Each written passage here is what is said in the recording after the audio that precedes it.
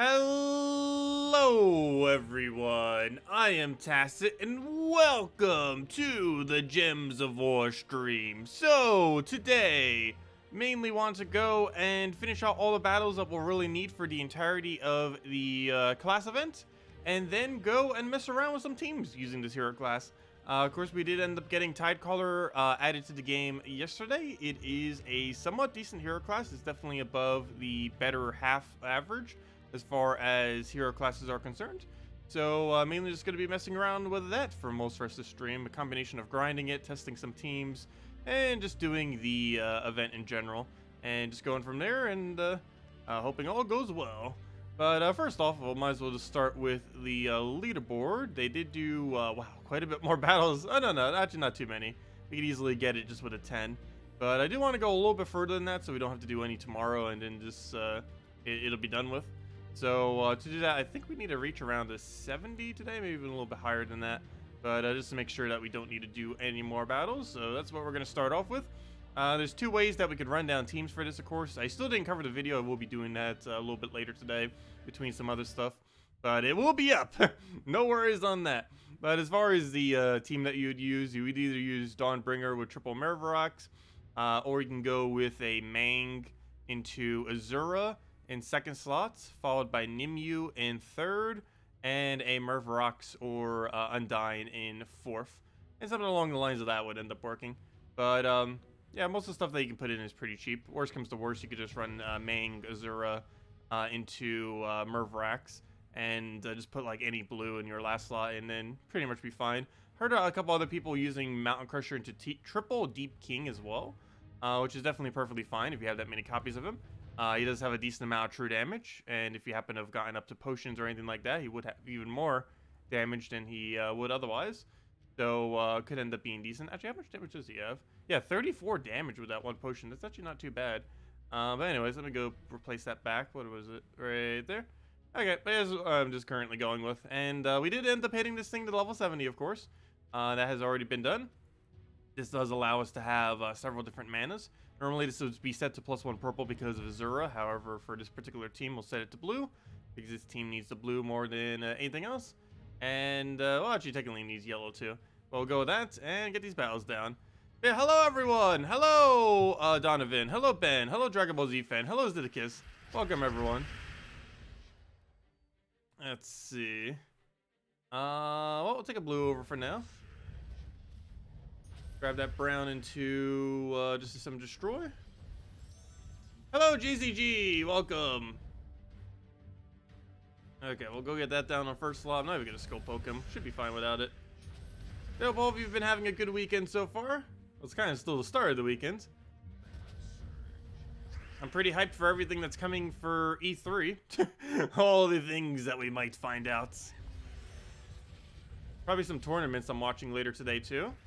I believe the Splatoon and Smash tournaments are later today. Actually, I forget what the time the Splatoon one was. I might actually be right now. Though I mainly care about the Smash one, not the Splatoon one. But I believe it'll it doesn't start till later. Let's see. We'll throw that down onto that, and then we can just go right in. Oh, don't summon! No. We'll go right into just casting another Dawnbringer down. Kill it out that way. Oh yes, there is a spoiler. That's what thank you for reminding me. I literally set up the entire stream to go do that right before I started, and then I completely forgot in my introductions and other ramblings. But yeah, let me go do that right now. I literally already have it up right there, as you can see. But yes, we have a new spoiler. Ooh, shiny, shiny. And they still changed their icon, it looks like. I guess they're rebranding ever so slightly. Maybe I'll start using that in the corner or switching between them or something. But yeah, 4.4 seems to change their icon. It has a slightly different sword, and it has a little different thing for the O. For whatever reason, they use a jewel. Jewels are still useless. I believe that's even the case next patch, but they use a jewel there instead of a gem. But anyways, which is kind of funny given that it's called Gems of War. But anyways, 4.4 sneak peek, team sharing. This is a fantastic quality of life feature that's being added next patch, where you can literally share teams within the game itself. You could pretty much just go and get one of your teams and have it posted to, you basically copy it, and then it gets posted to, you can paste it to global chat, either to tell your guilds mates underneath guild chats or just in global chat, and then they can simply copy paste it into their own team slot. You can do that individually just for the team itself, or you can do it for the entirety of it with the team as well as the hero class. It has the banner, the 4 troops. Of course, you can't use it unless you actually own the troops, but assuming you own the troops, you can just simply copy paste it, put it in, boom. You already got your team ready to go. And I'm pretty sure it doesn't save this externally, so I couldn't do this for whenever I do Teams videos. However, maybe around the time that I do the video, I could like post it in global chat with the link to the video or something like that. I'm not sure. But yeah, I don't think they save externally, unfortunately. But there are some other ways, alternative ways to do that though, if you truly had to. But at least within the game itself, it's really easy now. And you don't even really need to do anything. All you would need to do is essentially how it would work down. Is you just go to global chat. Hey, that's a team I want. You go copy paste it, and I believe you have to actually put it into the team that you want, like which one you want to designate it to. But just pick it, copy paste over it, boom, you already got the team. And then you can do the same thing for the hero class if you don't want to bother changing the perks. But yeah, it's as simple as that. Gonna be interesting to see how that pans out. Oops, that's not what I wanted. That's what I wanted. But anyways, yeah, that's a really, really great feature. Other thing to mention is the one from last week. I already went over this one. Where'd it go? But still want to just mention it again real quick. This is the other sneak peek that we already know, and that is epic battles, where you'll be able to use multiple sigils in order to gain a additional benefit and other things for various battles. This mainly just allows you to be able to use all of your excess sigils. As many of you know, there is often excess sigils just because of how the setup is. I don't really think it's going to make people want to spend more than they already are. But for the people that already are spending and are having like 10, 20, 30 plus sigils remaining by the end of the week that have no purpose, this will basically help those people just have something to do with them. Instead of just wasting them, have some kind of fun way to actually be able to utilize them. So that's the other change that's coming in. There's still plenty of other stuff that's coming in next patch. Those are just the 2 things they've revealed so far, and the only 2 things I can mention. But we'll have more details on that when I can actually say more details on that. There you guys go. Anyways, next order of business. Let's go back to the class. Let's go into those. Yeah, that's the spoiler for the week. Till we know more. Soon, TM. Are they gonna update treasure maps ever? The answer to that should be yes. Keyword on should be. You still don't know why they haven't yet.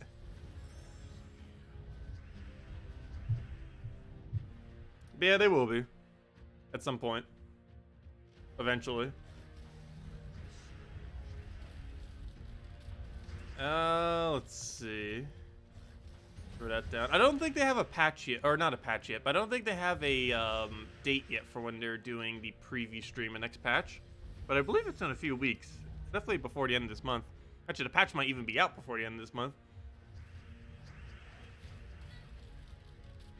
Okay, I'm not actually gonna go and try stopping that. There's so much blue in front of it that it should be fine. There we go. And I always have to poke the poke, or simply just cast anything once at this point. Oh, I think that took the yellow to try to hit him. Why did I even do that? Obviously that won't hit. Let's see. Oh, we got a mall. I should probably go do that real quick, because I am using the Merlantis hero class, and I do need to get this leveled more. Oops, that's not what I wanted. But yeah, let me go do this pet before I forget. It's not one we need, but I need the EXP off of it. I also need the, oh, what's it called? Not the pet food. Because we are so low on pet food right now. I think we finally got caught up with finally being able to upgrade everything that can be upgraded at the moment. But we're still very low on pet food. How deep did you buy into the class event? I bought one of each, including tier 7. And the only reason I went for tier 7 is just so we could have a little bit more EXP on it to save us some time. So that we could have it max, so that we could actually test stuff and show a video for it, which I still need to go record, but I'll be up soon doing TM. It still saved us several hours. But yeah, I bought each once. That is how far we went with it. Everything else has been manually grinded out, of course.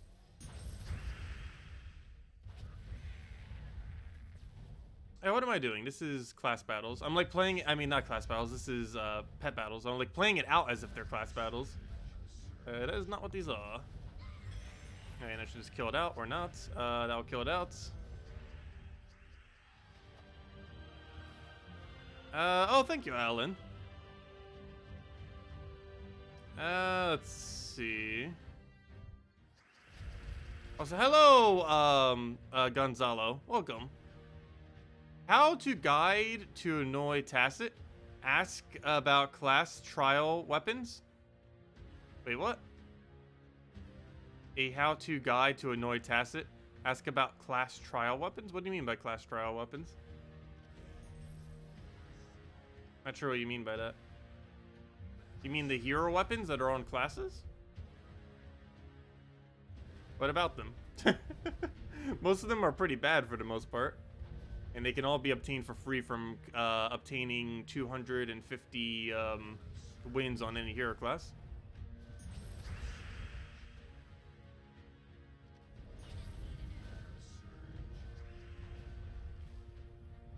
Oops, I just make the dimensions smaller.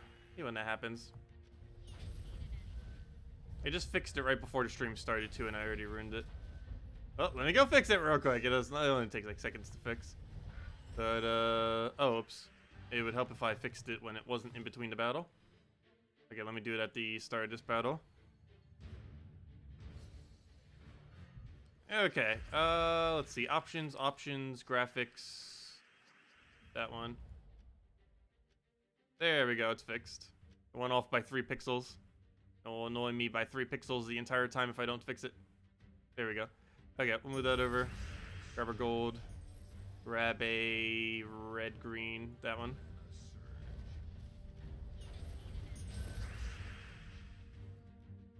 Oh, and people asked about the class weapon the other day. Yeah, this class weapon's pretty bad for the most part, the one on the most recent hero class. The class itself is decent, it's just the weapon's bad.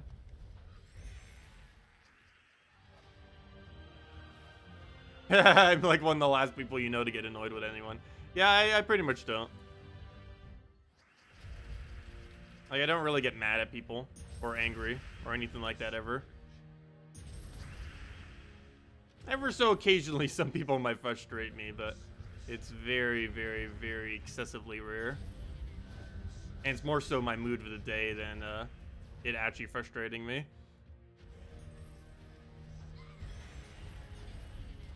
OCD, yes, that will do it to me. That'll definitely do it to me. Everything must be perfectly even.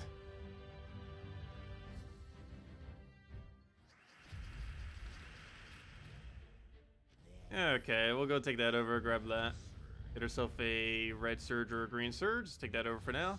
Get destroy on everything. Take our blue. Actually, you could have taken that blue for some reds, but it's fine. Grab all that. Get a key in there. That's not enough, is it? Oh, you can do it with gold, so that should be enough. And then throw a little bit of manas. Get another key in there. And it should be matched. Just need one more key. And I think we have 2 more battles. 1 or 2, whatever it was. 2 more. And then we'll get our pet food, and we get some free XP towards this hero class. Somewhat worth it. 16 XP for just doing all these. The first 4 are particularly worth it. Oh, why did I not take that skull? Whoops. Well, if he dies, he dies. We don't really need that first slot. So much so that deliberately giving him skulls would actually be beneficial, even if it dies out. Because the whole benefit of that first troop is it just be existing there. It doesn't actually have to survive to any degree. Because its effect actually is still fully in effect even after it dies. The way that gold and soul bonuses work in this game when they're on troops is they actually fully apply their bonus at the start of battle. Same as Jinx. They all fully apply at the start of battle. So even if they die, you still have their effect in play.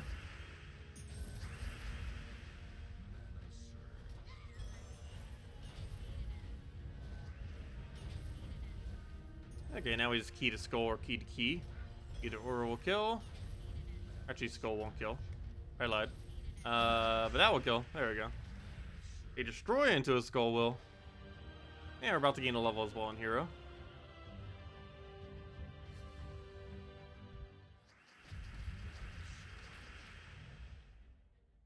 Let's see.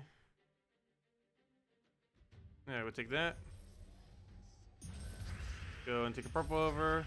Grab a red. I would never do that, Alan. I never curse. Let's see. It's not even me just trying not to. I just naturally don't. Okay, we'll go and take a key. Destroy everything. And then just destroy the key to... Oh, never mind. I actually needed that to survive in order to actually turn off a key. Now we get no extra turn, but it will. One more poke will do it. I could take it as reds. Not gonna need it though. Stop healing. Actually, that's not anywhere near enough. Never mind. Only 25 HP. Well, I don't know why I was expecting that to be like 100 or something. That's really small. There we go. Okay, let's grab all that.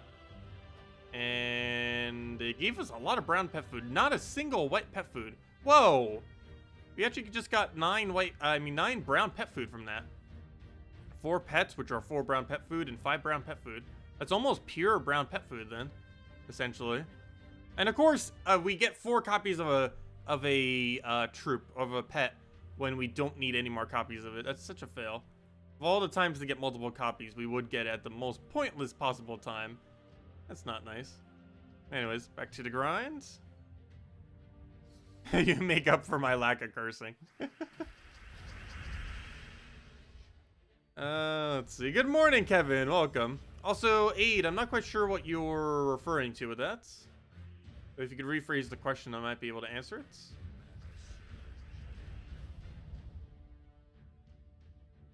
Okay, we'll take the blue over for now and just go right into a Dawnbringer. I do have a drop for that, so I will go for it. Take the purple over. And then we can get a Dawnbringer into whatever else we can do for follow-up. Hello, Renardo. Welcome. Okay, we're gonna just throw this down on a summoner. Wait, where is summoner? Right there. Get rid of that just so we don't have to deal with it. Still gonna need another hit after. But we could easily just throw it down if we need. At this point, might as well just poke each with 1. Wait, will that be kill range? Pretty sure that is. How much? Yeah, Dawnbringer is enough to wipe out everything right now. I just need it to not miss. Come on, not miss. That is a miss. That is not. There we go.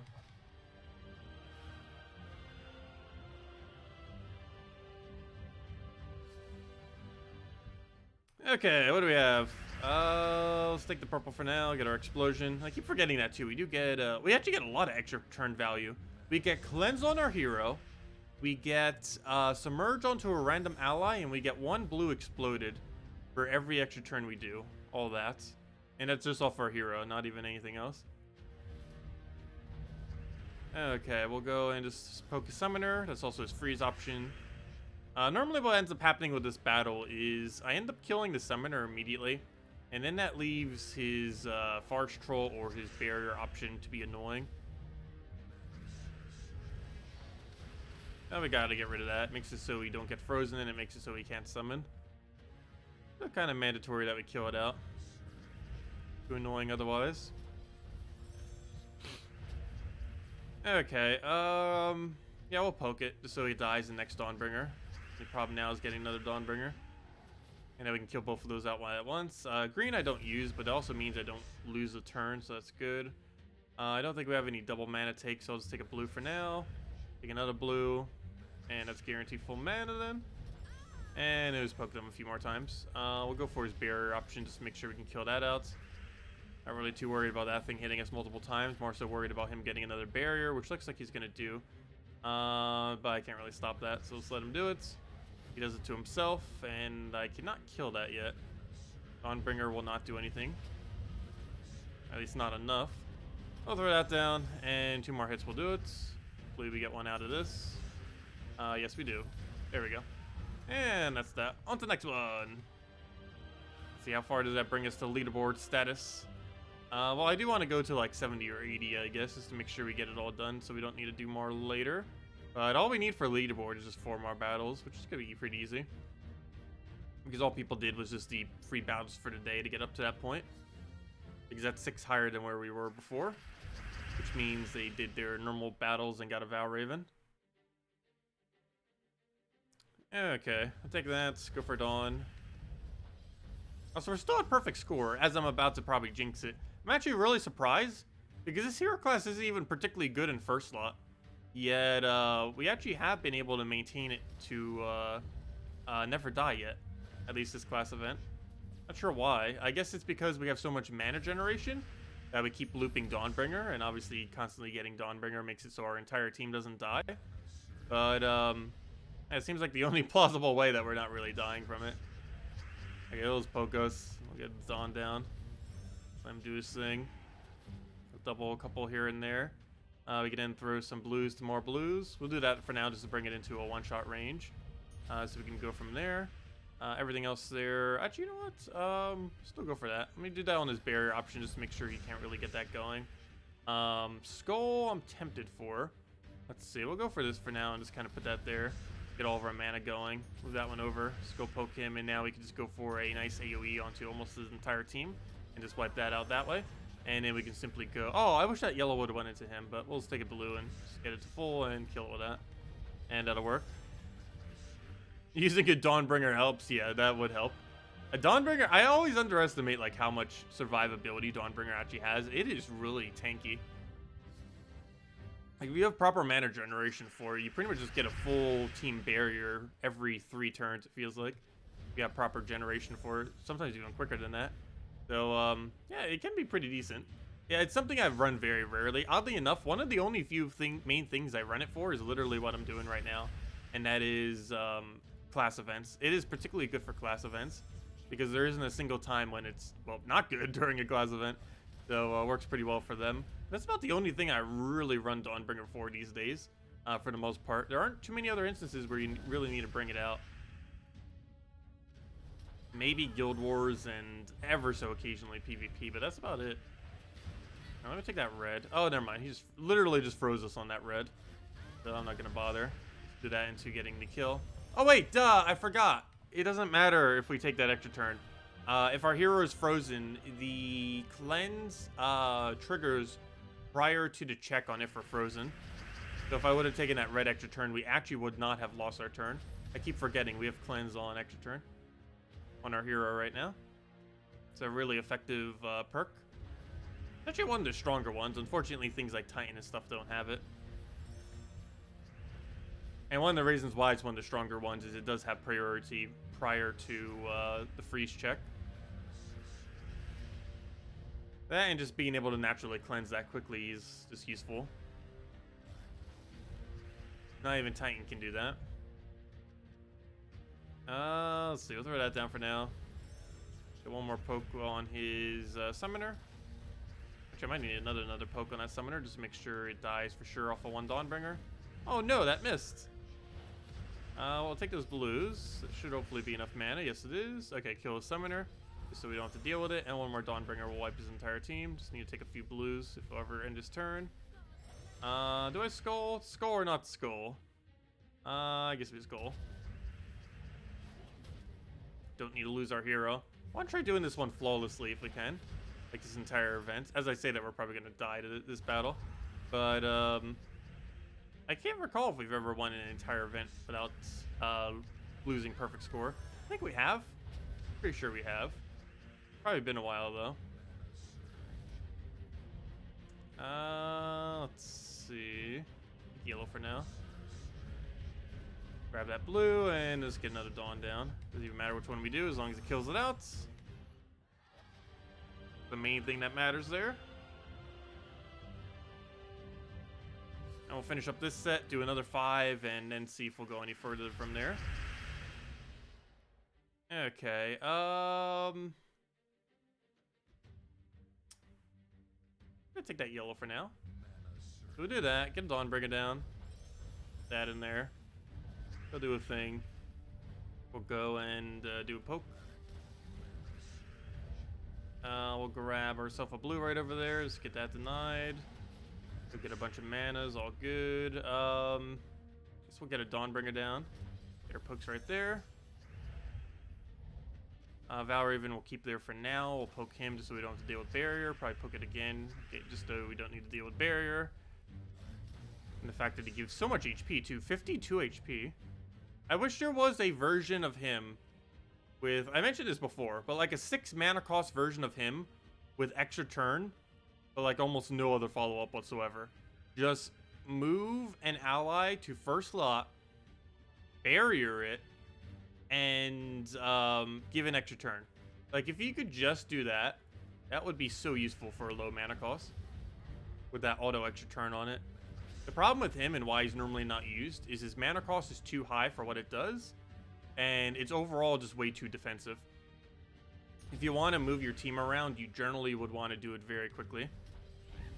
The barrier aspect of it's really nice and everything, and just gaining that durability, but it's just too much mana cost for what it is, and no extra turn associated with it whatsoever. But they really need better, like, reordering your team kind of troops. He is a troop that can do it, but he's a pretty lackluster option for it. You could add much better ones. What's kind of odd is they could actually make that troop worse and it would be better, because having that as a lower mana cost would be much more beneficial than any other effects that it would have.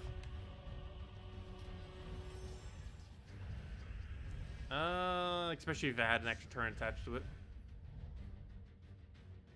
Okay, or at least board control, if not a direct extra turn.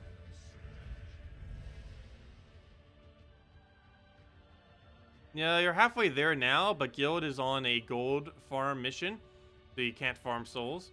Oh yeah, that happens sometimes. Sometimes guilds will go for like a trophy grind or something else to try to get a bunch of gold in. Always good to do so on occasion. I know sometimes there's occasional times when my guild goes and like donates 10 million gold each or something.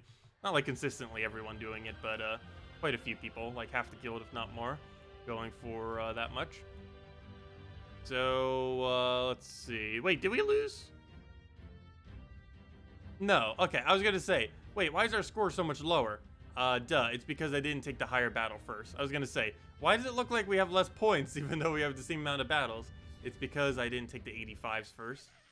I just did it down the line rather than going from the 85s downwards. So our points should be 5 lower than whatever max was there.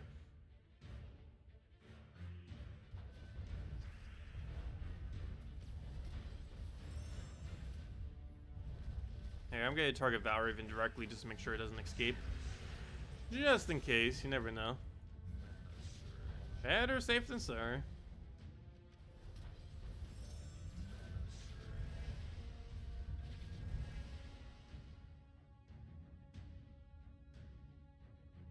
In 2 weeks, you're doing 200 legendary tasks. Very nice.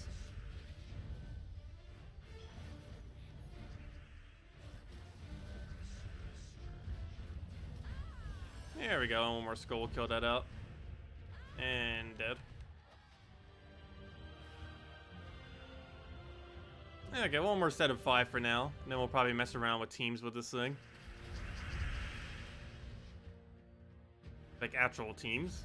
Not just the class event teams. We'll go for this. He can't entangle us if he hits on barrier, so it's fine. He'll go do a thing. He'll ever end his turn. Did I give him all those extra turns? Apparently. And as I give him more. Have even more, if that wasn't already enough. Well, we'll take that just for extra turn chance off of greens. Didn't get it. That skull, I probably shouldn't take, but I'll take it just so we don't get entangled, I guess. Gonna freeze us here. Not much I can do about that. Let me go poke him just so we can get that going.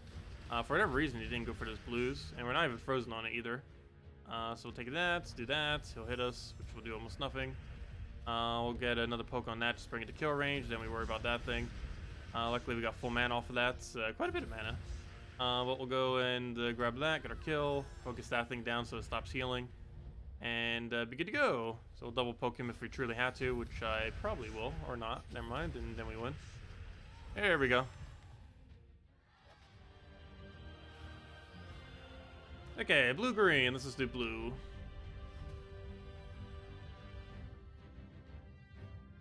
Yeah, Deep King is great for this event. There's this team, there's the Azura Nimue version of this team with that thing just in the last slot with Mang up front. And then there's the Mountain Crusher triple Deep King team. Those are the 3 teams that you could use for this class event.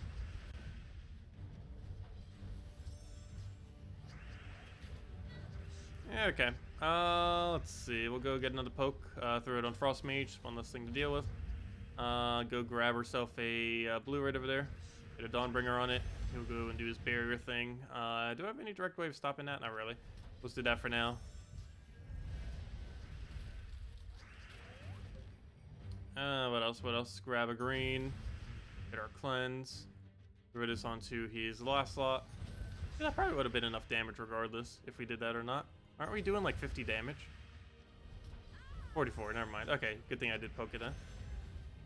Wouldn't have been enough otherwise. Oh no! He gained all of his durability. Don't be doing that. Making this harder on us. Okay, so we need to find a way to kill him out decently. What we could take? I guess I'll give him that. He's not gonna kill us. Though I say that, he can still get it. If he gets like 5 skulls in a row, he can still kill us. 4 or 5, whatever that is. Keeps gaining more and more durability. That's not nice. Stop it. Let's see. We'll take a yellow over for now. Let's move that. Let's go grab like a blue over here. Get a good Dawn down. I'm gonna wait until he does it again though, just so we can break the barrier on it. And also just to give us multiple options to try damaging him. So we're gonna go for the skull right there, then Dawnbringer, then skull hopefully again, and then this. Okay, and now it's just a race to getting mana back again though. It looks like he's gonna get it again first before we can. The second, like, get a blue surge here, or yellow surge, I guess. Never mind, that's not enough mana. Well then, Okay, yeah, I'll take the brown because I need that for the other cast. Take our yellow.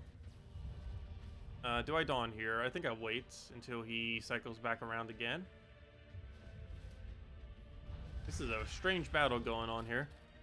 But, I guess we'll throw Dawn first. He'll poke us. We'll poke him. Nice. Okay, we won. That's match. Finally. And he's dead off of that. And now we don't have to deal with it anymore. On to the next one.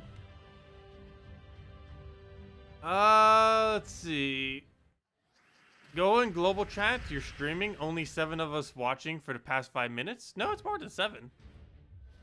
My number is still showing a lower number than normal.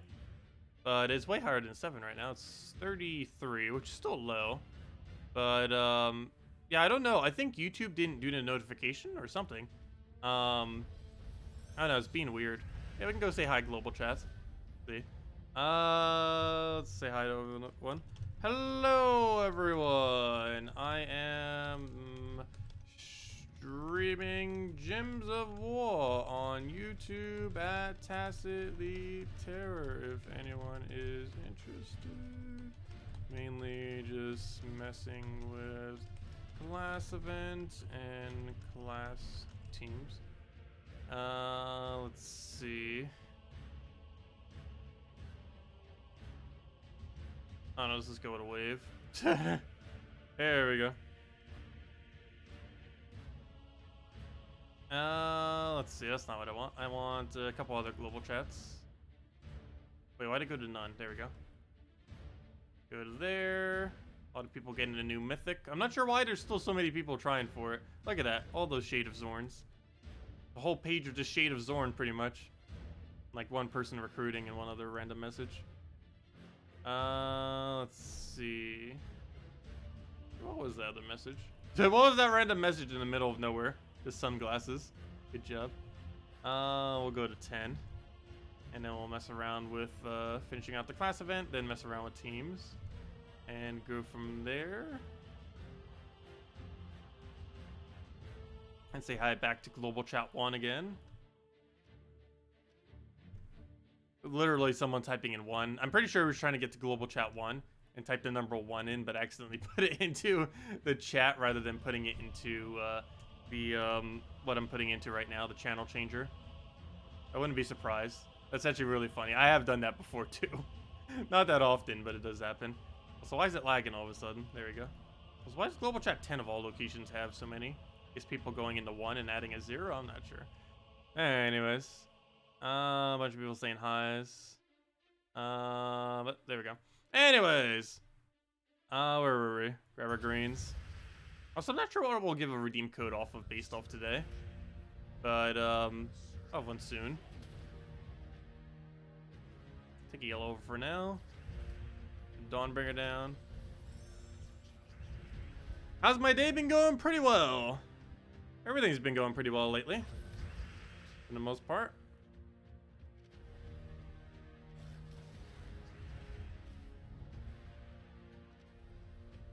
Let's see. The only thing that's been a little bit weird is my leg is itchy, or not my leg, but my feet have actually been itchy the last, actually ever since my trip, like after the trip. I'm not sure if it's because my mom ended up like spraying for bugs and everything. And those chemicals are just messing with my feet because I always walk around barefoot around my house. Or if it was because the dogs at the place with my friends, because one of them ended up scratching me, one of their dogs, on like the back of my leg. And now both my feet are like itchy. That or maybe just the dogs in general rubbing up against it so much. I've been tested for if I'm allergic to it. And when I got allergy tested for it a couple years ago, it actually said that I wasn't. But I definitely am allergic to dog fur. Or some various amounts of fur. So it could have been that. Because I was petting some of the dogs with my feet. Like literally with my feet. Because they just stood there by your feet. So I was like, we got a footstool here. But yeah, they were really cute. But I think that's what it might have been from. Just petting them with my feet. A touch of athlete's foot. Is that what it is? I'm not sure if that's what it is. I'm not sure if that is what it is. Let's see. You didn't get anything done today? That's how I feel like half the days. Like even days that I'm busy, I'm like, look at everything I did. It's like, yeah. It feels like barely anything still got done. I have way too many days that seem like that these days. Let's see. Because of 3 pairs of socks on the plane. No, I only wore 2 pairs of socks. I didn't bother wearing 3. Who would wear 3 pairs of socks?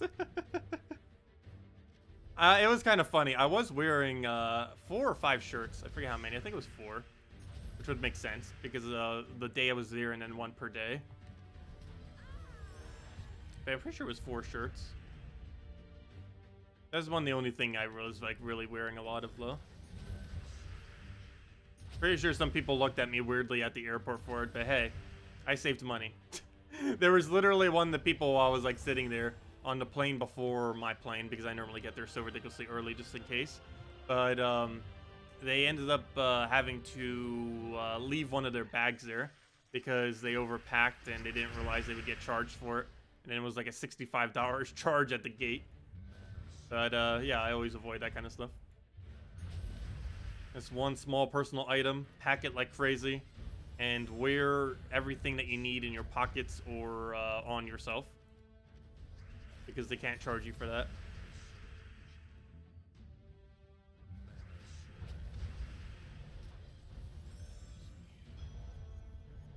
Yes, hello, Backchon. Hello, September Blake.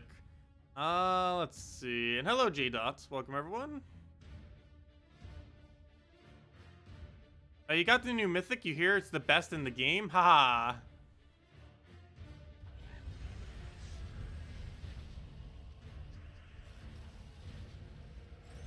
Yeah, it's better than Gargantor. Yep, that's pretty much the definition of this hero class. It's better than Gargantor. Which is the previous lowest bar in the game. Now there's the new lowest bar. It's better than Shade of Zorn. That one peasant troop, it's better than Shade of Zorn. Let's see, we'll move that over. Oh no, we almost lost our hero. Don't make us not go perfect score. What are you doing? We might actually not go perfect score. Do I take this blue? I think I just take this blue and let him skull us. Okay, good. He didn't get double skull. We almost lost our hero for the first time this event. That wouldn't have been nice. But there we go. We're currently 86 on leaderboard. I think we might still need to go a little bit further than that, and we might do that in a little bit. But, I don't know, do we go for another 5 now? Where'd they even bring us? I don't know, we'll do it a little bit later. Like, most of the people aren't probably going to move much further than 64, 66 today, or 68. Or they might advance them. But if we go to 80, that's probably enough for the orb. Seems like we're still having to go a little bit too far for it, but I don't know, 80 is not too bad, I guess. It's not like it's that hard of an event week. We're pretty much soloing it all just with Dawnbringer. Just with some blues feeding into it. But anyways, next order of business is to set up a bunch of teams. I'm going to need 6 teams for later. Well, I guess 5. The one that I'm going to use. The 2 that I want for the Merlantis events, as far as just showing people what to use. With the other one being the Mang team. There's something like Mang, Zura, Nimue, and I guess that one troop. What's his name? I've been using it this entire time and I completely forget his name. Mervarax. So we'll go with that.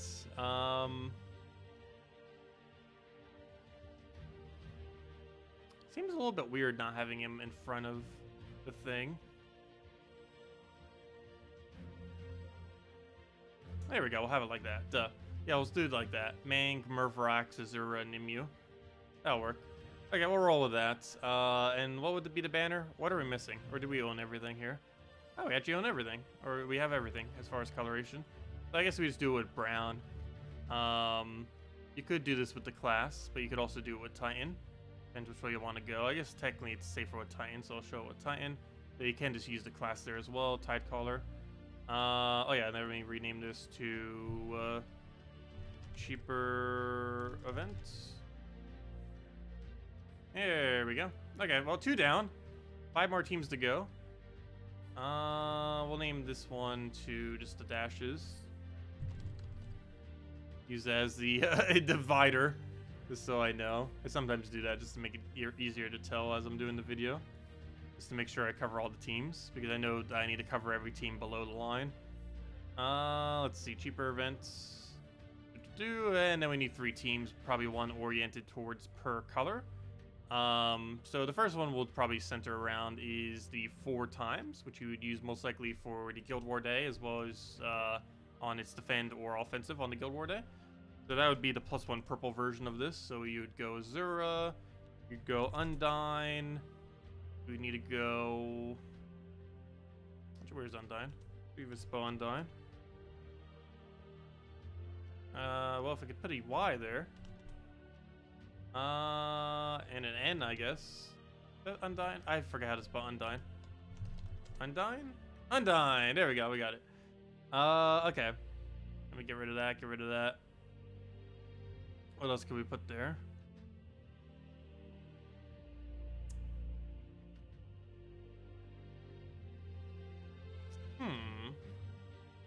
Would we want to keep it absolutely pure blue? What other merfolk do we have from that kingdom if we do? It'd be weird if we put like one blue troop in there. Welcome to English with Tacet. Well, let's actually just see from the kingdom. We could always just go pure kingdom too. Merlantis into... I can just do Merlantis for now. Let's see.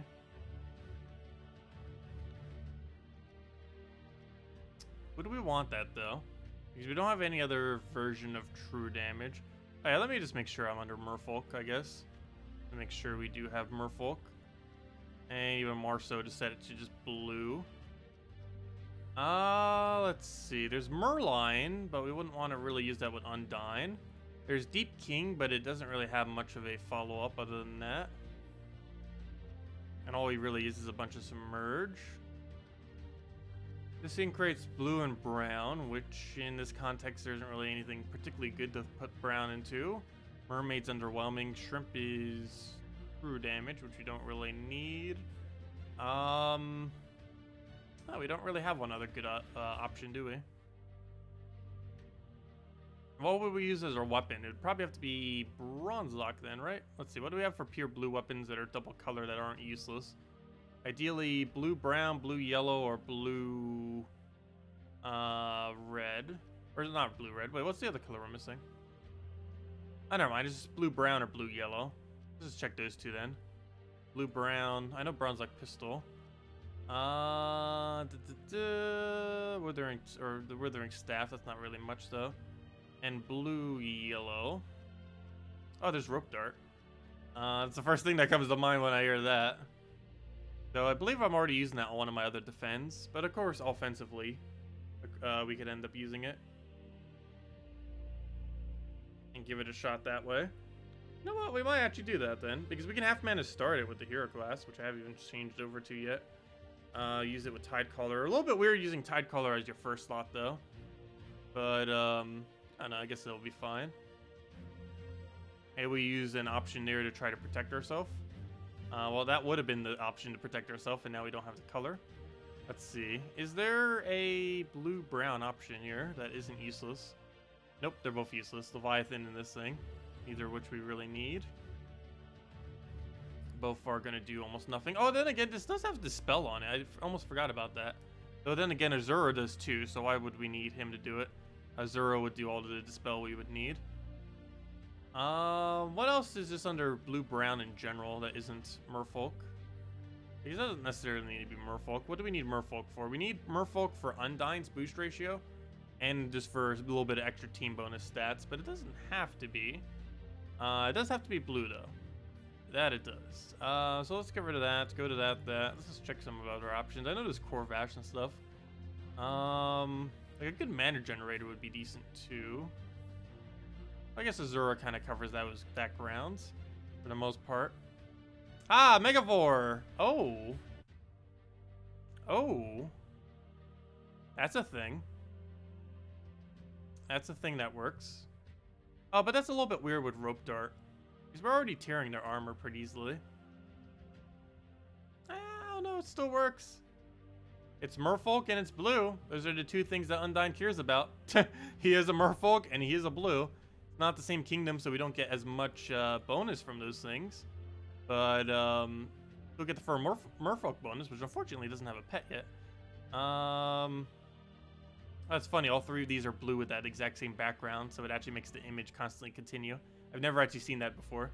Yeah, it's actually really cool how that is. I didn't even realize they had it like that. Yeah, look at that. It has the it makes the image complete with all the little blue thingies. Anyways, yeah, I guess we do that. Okay, we'll go with this. Let me rename this to Blue GW. Tidecaller. Oh, Tidecall. Well, Tidecall, that works. It fits, kind of. Well, I'm not trying to make a team for the events. I'm just trying to make a team for general usage. Okay, and then we go into... we already have the +1. So we could probably just go for a +2 blue at this point. We're even... what's minus greens? Well, we have a +2 blue, +1 red there. Go with that. Give Megavore something. Okay, so that'll be that then. And make sure our perk is on to purple. I don't think we need anything else other that's too special. Let's see. Cleanse, spell reduction. Half mana start. Submerge allies. And again, we're already going to probably have so much submerge, we could probably go with the extra life every green. We're probably not taking too many green. +1 purple. And Aquatic Glory if we were to ever have it. Okay, so let's go test this out real quick if we were to do this for Blue Guild War. Of course, Blue Guild War did just pass. But we'll have it for next time. For when we have this thing max, so we can actually get a Merfolk bonus. We'll do it to the strongest team just because we might actually have to fight something just strong if it was a Guild War situation. Let's see how this pans out. Might be a little bit weird using this Rope Dart with Megavore, but I think it'll be fine. A little redundant having that much armor tier. As long as Megavore does Megavore things, it should be fine. What do we take here? Let's go grab ourselves a... Yeah, I guess we just take the yellow for now. That gives them greens, though. We'll take a brown and try for brown, I guess, off the top. We'll take that blue because it doesn't directly give him anything. Do I have a drop for it? Yes, some greens into it, so we will grab it that way. I can rope dart and disable one of his things real quick. Guess we do that to his Tina. We can actually kill that outright, can't we? Yeah. We'll do that. That'll kill his Tina. We just take it out with the skull right there. Okay. We can try for brown extra turn. We'll try for it. Didn't get it. And now we can start. Oh, he already got a kill. That's not nice. This team doesn't have a summoner either. I don't think any Merfolk currently has a summon. Actually, it would be something good for them to get. But let's go for this. Get our hits. Get a... Oh, you know what? I should have Megavored first, shouldn't I have? Fail. Why did I not? Yeah, that would have made a lot more sense. Let's kill that for now. Could actually double kill it previously then, most likely. Or at least pretty close to it. I'm tearing his armor. He already has 0. That's another thing that's somewhat a little bit redundant in that regard, but it's still fine. Yeah, everything keeps dying so quickly. I guess it's just because of his high amount of damage there. And obviously this is meant to ideally fight against blue teams. It's kind of weird that blue is both good and bad to defend with on blue day. It really just comes down to whose blue team runs first if you're running Mare Blues. Which is normally the player, but you can still use it to counter. Kind of like how people still use Goblin teams to counter, even though it can be hard countered by freeze and stuff.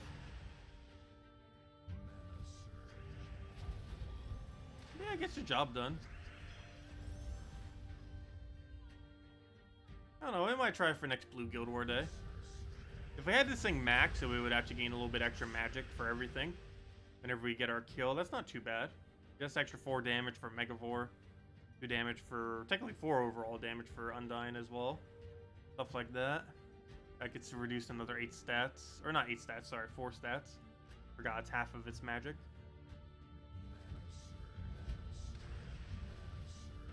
Okay, now we just rope dart again, get her entangle. And kill it out with, and Undyne apparently.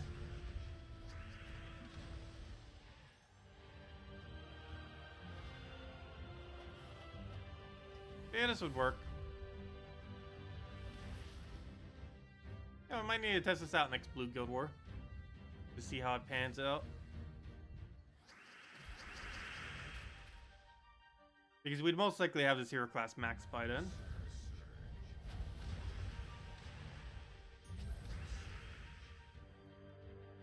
I would still want to replace it on my defend team. But my defend team might just be a 1-to-1 of what I'm currently using just with Merlantis. Might tweak it slightly. But it probably doesn't need much change. Yeah, I think this one will be solid enough. Test out for one more real battle. There we go, that's real enough. Okay. What can we take here? We'll move that over for now. Gonna try getting a Zur up. Oh, I should have rope darted that first. Let me try killing its Wild Queen. I just ruined my extra turn chance. But luckily that just kills it out. And what else we need?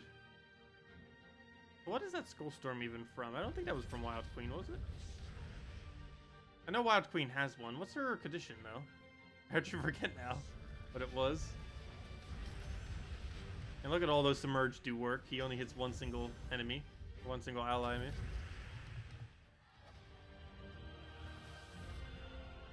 There we go. Okay. Guess we'll test it one more time.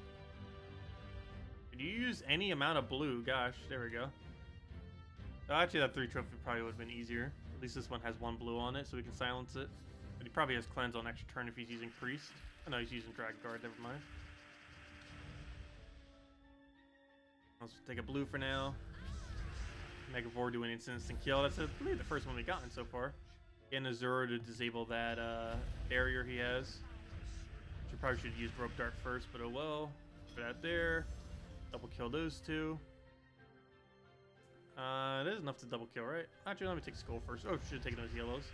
Oh well, we'll double hit that. Our Browns. Another Megavore kill, doing them all at once. I think this will be adequate enough for Blue Guild War. Winning against like every PvP team, oddly enough. Not even supposed to win against everything. It's mostly supposed to win against things that have a mild amount of blue. See how it does against Essence of Evil. It still hasn't gone up against Divine meta yet, though I'm not sure if anyone would really defend with Divine meta on Blue Day. A really weird day to run it on. Some amount of people will. What do we kill here? Let's work on Hero first. I probably should have went for Tetris, but oh well. Well, we still could.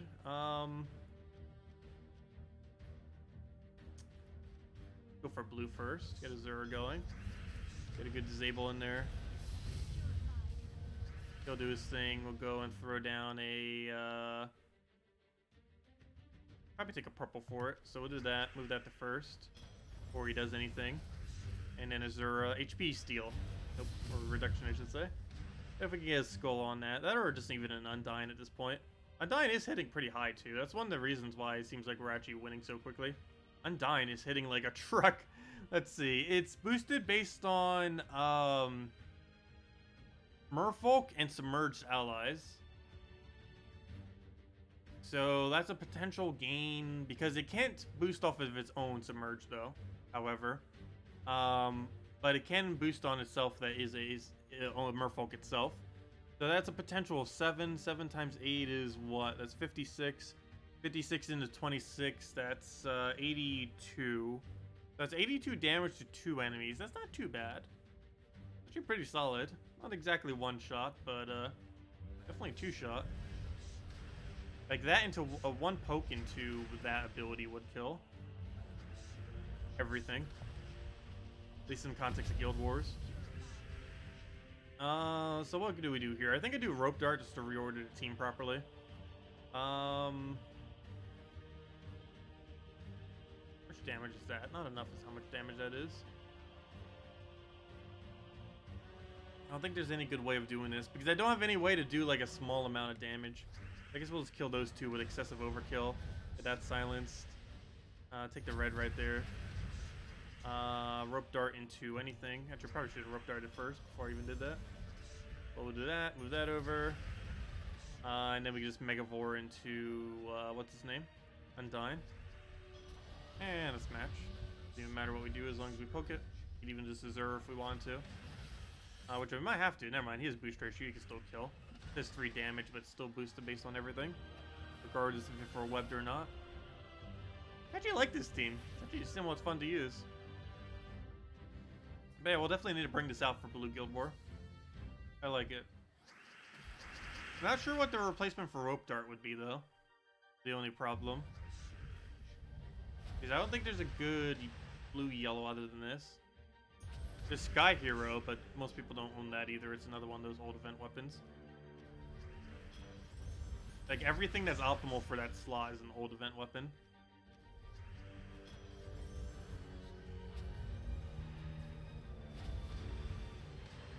I guess you could use that one Tiger weapon that moves them. I forget what it's called. I think it's called Tiger Claw or something. They fixed the glitch that it used to have. It doesn't have a glitch anymore. It used to function very weirdly. It works properly now, though. Weapon I almost forgot about because it was so broken when upon release. Not broken in a good way. Broken in that it like didn't barely function at all. But they have fixed it since. It's still a relatively average weapon, though. And there's Megavore doing its 8%. Very rare that it gets it, but when it does, it's really nice. I'm gonna go do that, and then we can just kill with Undyne. Because it moves them right next to each other, and then we can kill them. Works out quite conveniently, how that Rope Dart is. Because we can position them perfectly for an Undyne cast. Yeah, this almost seems like a legit team. I didn't even, like, make it to be that, but yeah.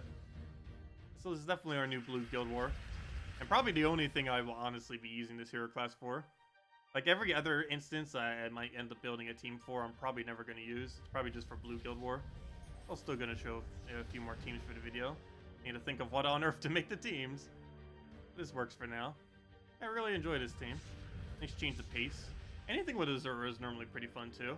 It's not exactly like Mountain Crusher, but once it gets going, it has a lot more of a benefit than Mountain Crusher. Kind of like how Essence of Evil has a lot more of a benefit. It has Dispel all enemies, so you get rid of all their positive stats effects. It has a random skill reduction on them, which can reduce things like magic and stuff. And yeah, it has just the standard bunch of explosions. And also keeps gaining more and more as the battle keeps going with Arcane. So it keeps getting stronger over time, not weaker. It's also nice. Now let's take a skull for now. Key us. We could actually lose this. That'd be sad if of all the things we lose to for the first time when using this team, it might be a key team. I wouldn't be surprised though. Key teams can just randomly win.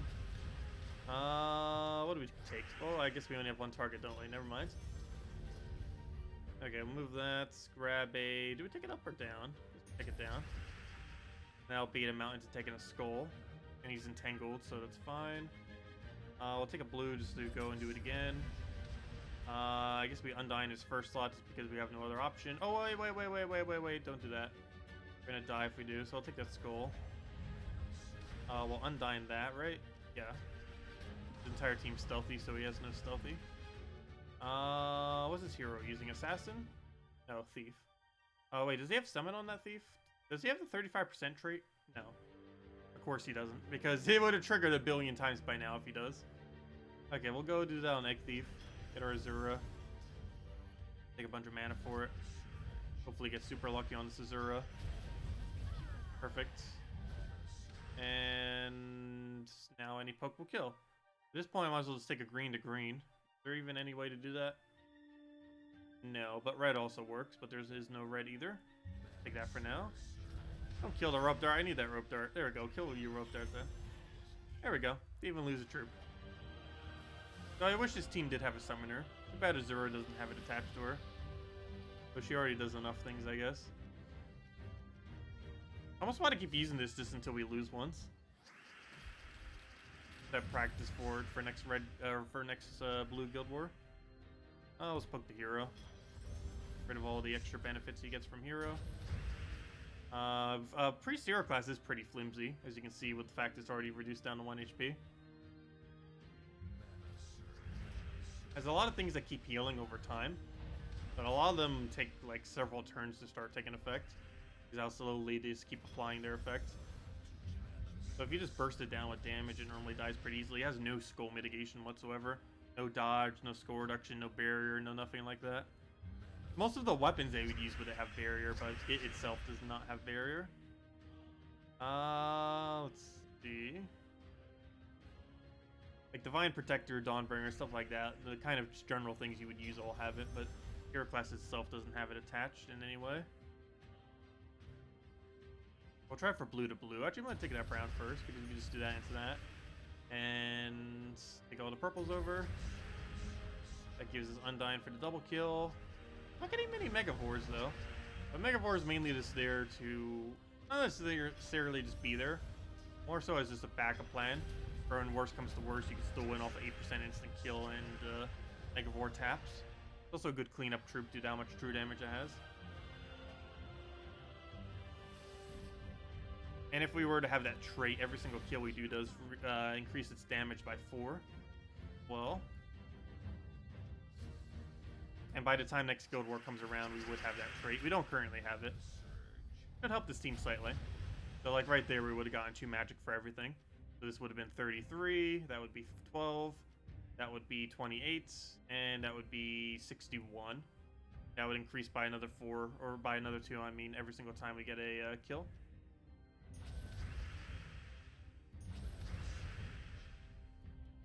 Let's see, what do we even do for this? Move that one up. Hey, I forgot, it gives auto extra turn, doesn't it? Okay, and there we go. You lost your first Guild War on Blue Day to the Loop. Well, one nice thing about that now is, well, there are a lot of freeze option on Blue Day. So you can't always do that. But this hero class does get to start with freeze at start of battle. That'll be a pretty good counter to goblins. But I wouldn't really expect people to use goblins on Blue Day. Like, freeze is the strongest counter to goblins. And blue has the most amount of freezes. As well as blue synergy teams. Yeah, this hero class with freeze that started battle. It's the only freeze it has, but it's one of the more effective freezes in the entire game since it starts immediately.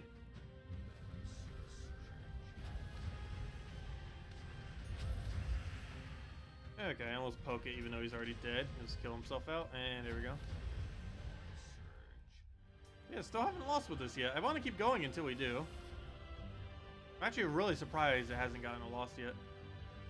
So of course, if you take firebomb teams, it's obviously not going to lose, but you know what I mean.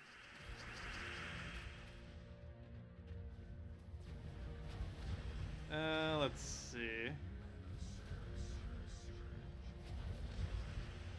Grab that, take our green there.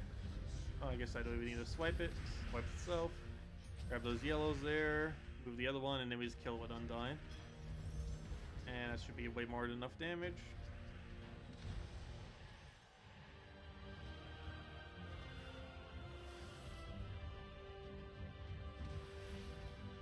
I'm actually really surprised we haven't lost with this yet. It's really good against anything that uses blue, which is almost every single team in the game. We do get to silence blue troops.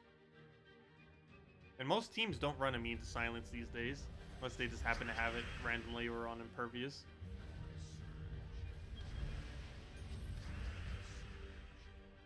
Because silence is still pretty underwhelming as it currently stands in this game. It used to be stronger in the past, but there just isn't really too many... there's just so many things that have immune to it these days. Is the main thing. Okay, so we have this. I can silence 2 of his troops, so the only thing we really have to deal with now is his Infernus. So we'll go and explode here. We'll rope dart his Infernus, as it's the only thing that can really even do anything to us at this point. And then we get Undyne. I forget, does Undyne... I'm not gonna take that skull. I actually completely forget. Does Undyne hit the one... Yes, it does. It does hit the one below, regardless of if there's a gap or not. That's why I wanted to check. It's actually a pretty nice effect then. But they don't have to necessarily be right next to each other. As long as there's at least one below, it'll work. Okay, so we have everything to win now. All we need now is one more Undyne. Which we could do with Azura into Pure Luck. I don't have a drop for that, so we'll just go and explode everything. Go do his thing. I don't know, can we get a green? I don't think I need that skull. He's entangled as well, so it's not really going to do anything. And it was double kill by hitting his first slot. There we go. Oh, of course he would summon. At least he was being nice and he didn't summon the entire time. But it's funny because he just got silenced purple. But it's because the silence applied to that slot. And it was on a slight delay. I'm actually surprised they haven't fixed that glitch yet. That glitch has been around for a while, where if you kill something and your ability has an status effect on it, depending on the troop, it will often place the status effect onto the troop that revives back into that location, because the order in which it applies its bonuses. Oh, here we go, a real rope dart team. Divine meta rope dart versus pure blue team. Well, we can silence his rope dart. Most people wouldn't bother using Bard on that team. Oh, he has first turn free. What are you using with that? Sun Spear. That's a weird thing to be using with it. I guess for Red Storm? Well, why else would you be using Sun Spear? Like, literally the only reason you would ever use Sun Spear is for the Red Storm. I don't know, what's the best thing to kill at this point? I guess the bunny before it could cast, but it's probably going to cast, so probably at this point, Hero or Divine Ishbala. Gonna go for Hero, actually. He's entangled. Well, actually, he's not gonna be entangled for long. Because if I kill him with that skull, he gets unentangled. I'm gonna let him live for now. Okay, now we can just rope dart into Undyne and get our kill. So we can kill any 2 troops we want. I guess our other troop is just Divine Ishbala. And we kill those 2. Should be enough damage, right? Do that. Boom. Yeah, double kill. Okay, what else we need? Let's grab a skull for now. Grab a green right over there. Take all those greens from there. Go for a brown down there. Instant kill with an 8%, and it was kill with Undyne. Oh, that would have cost us so much Guild War points if this was Guild Wars. But we still would have won the battle. Yeah, it works. I think that's our new blue Guild War. It looks like it. Before I even forget, let me go change it right now. Yeah, it looks pretty solid. Yeah, okay. Banner. That one right there. Every troop we need. Let's go get a rope dart. Let's set the kingdom to Merlantis. That's where they're all under. Okay, everything we need here. We need an Azura. We need a Undyne, and we need a Megavore. Okay, there's our team. Oh, and we changed the class to Tidecaller. And make sure the banner's set to purple. Or not the banner, the perk. The +1 color. And then we go for that eventually. Yeah, it works. Okay, save that. Change back to down here. Yeah, at this point, I think we just keep going until we lose. I guess we'll hand out a redeem code once this team finally loses. If it ever loses. It should eventually. It's only a matter of time. We'll take that over. Grab our yellow. Rope dart his hero? Yeah, hero. Rid of that Dawnbringer. We don't have to deal with it. I'm gonna take a purple into a purple chance, so we'll take it there.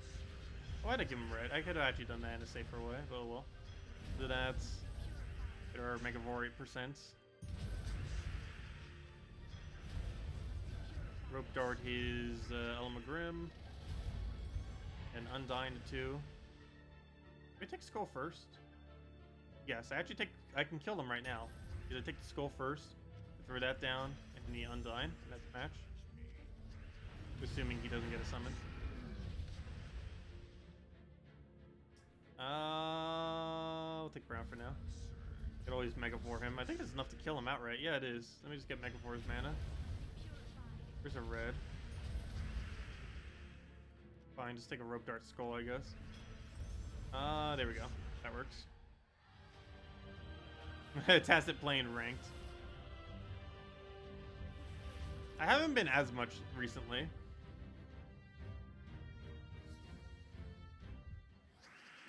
But I do whenever I test Guild War teams and stuff like that. As well as teams in general, I play ranked. We'll take that over. Grab the purple. The Rope Dart onto his Iron Gut, so we can't do anything with it. Zero everything. Grab some blues. He does nothing because he's Scold. Or Entangled, I mean. Which one do we kill out next? I guess we go for this one just because it's already so low. And just poke it with one skull and go from there. I'll take some greens for now. Feels like I'm taking green a lot. We should be taking red.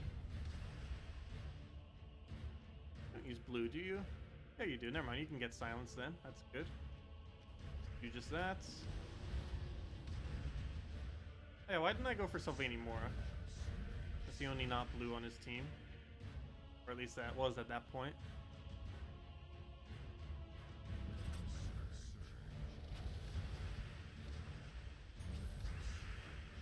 Okay, we got a Megavore. It's not enough to kill though. Still not enough to kill.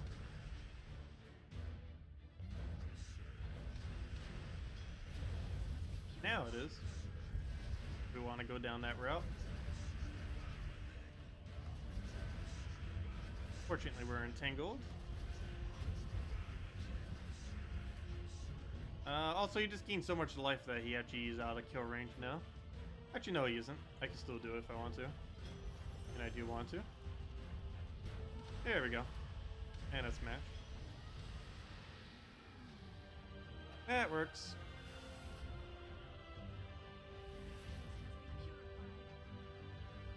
And the easy firebomb team. Might as well get it for free gold, though. No reason not to. Hey, and we get a gnome.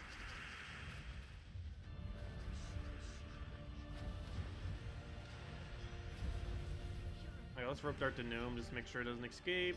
Get a Undyne on it. And smash, just let him do whatever. And he's dead. Hey, your tablet came unplugged? Yeah. I have to be really careful with my laptop. The battery for it is almost completely dead. The internal battery. And if it's unplugged from the charger for longer than about 15 seconds to about a minute, it'll just shut off. Because the battery holds almost no charge whatsoever.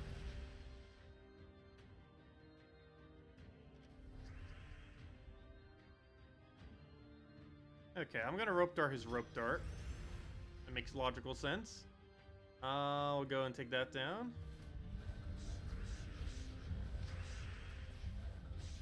Go for another dart.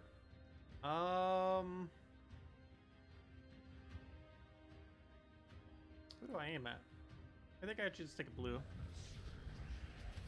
Then we'll go with Zura. He's entangled right now, so he can't do much. The entire team is skull spam.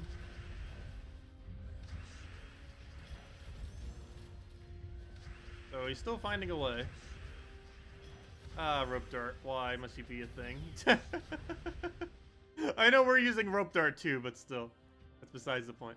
Let's see. I guess we tried to advance on that. Because it's our... Oh, wait! Oh, no, we're frozen! Oh, no! Oh, no! Well, we finally lost. Whoops, I forgot we're frozen. And of all things, we lose to rope dart, though that's kind of to be expected. The divine meta rope dart team. If we were to have lost to anything. RIP! Well, I did say I would hand out a code once we lose. Oh, there we go. Let's go hand out the code. That's funny. Anyways, let's go handle the code. Edit. Mark it down. Copy, copy. Actually, wait. Let me mark it first. Copy, copy. Save it. Put into code section. Make sure it works. Refresh. Put it right over there. Copy the whole thing. Copy, copy. There you guys go. There's the redeem code. Use on gemsofwar.com underneath the game code section. Invite codes found underneath the, it's gonna take a second to load, isn't it? There we go. Whatever your game says there is what you put in for your invite code. Redeem code is right over there in chat. Copy paste the random numbers and letters. And gives the same reward as always. Not that. 200 souls, two treasure maps, 1 gem key, 200 souls, and 2,500 gold. And that's just from our defend rewards. And there we go. Also, what's our dailies right now? Well, we almost got all the souls done. What's this one? Anything good there? No, we don't want to do that one. That one's like 4 maps or something. Something pointless. Oh, but exactly so. But apparently we'll get the soul one done pretty soon. That's pretty nice. It's free 12 gems for doing basically nothing other than what we would have already been doing. That's always nice. A double Tina, nice. Yeah, I wish mech teams were a little bit better. There's potential for them. And the more mechs that come into the game, the better this drill will be too. Or actually, technically that's Adana only, but still. That drill still has a lot of potential. I'm curious to see what happens next Adana event. Because it might make that drill meta next Adana event. However, next Adana event's probably not till like another half a year. It might be 2020 by the time we get the next Adana event, early 2020. That or the end of this year. But it could actually become pretty meta at that point if we get like a really good trip for it. There's some combinations for it still, but it still seems underwhelming to me personally, the current state of the game. That might change soon though. And by soon, I mean eventually. Actually, by soon, I don't necessarily mean soon. Oh yeah, I forgot, it has 50% spell reduction. Gonna make it so it doesn't die to that. Also, the next mythic is ridiculously tanky, to the point that it's annoying. It has 50% spell reduction and 60% score reduction and a gigantic armor gain. So it's even more annoying than Tina. What am I doing? I can just one-shot Tina. No, I can't. Ah! I just said it had 50% spell reduction. Fail! Though you can stun that away, can't you? Yeah, this one does not have a mean to stun. Though also the other one doesn't have mean to stun either. All these like really high durable troops, you can actually just simply stun them away. Like with Obsidius or something else. Counter them out that way. And I haven't really been using Obsidius much lately. Probably because Lust teams haven't really been around as much, I guess. Not sure why. I guess maybe Obsidius killed them out. But, I don't know. I just haven't been seeing them, or haven't been using it much, or haven't been needing to use it much. Still a really decent troop.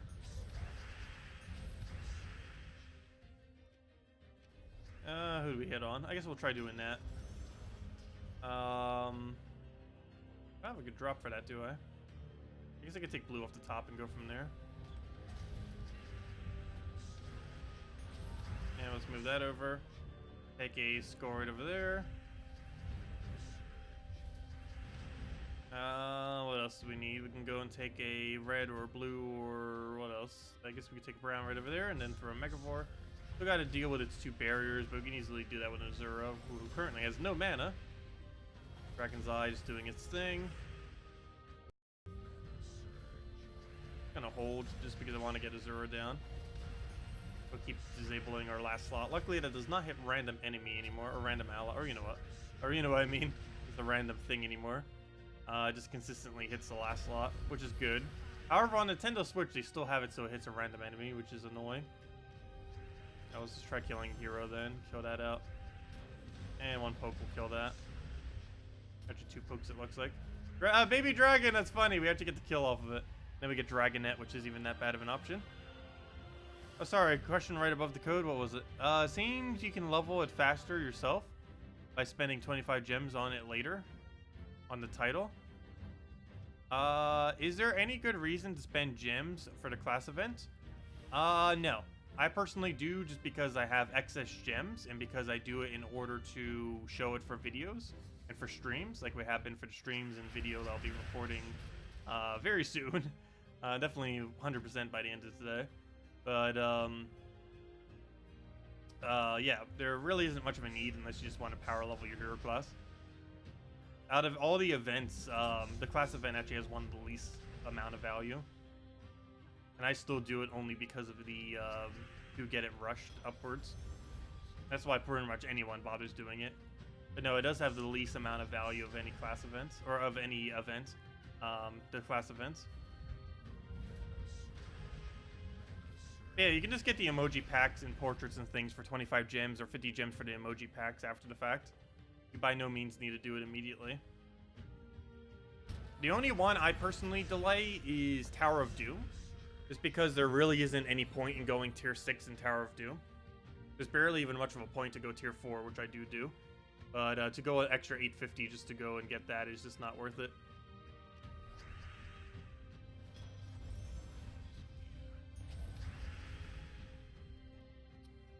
Okay, I can silence him. Guess that'll work. Not the same as stun, but at least he can't cast his summon. Wait, that killed the other one too? I didn't even realize it did that much damage. I will go rope dart him. That'll hopefully allow us to kill him before he gets cast. Yep, and he's dead.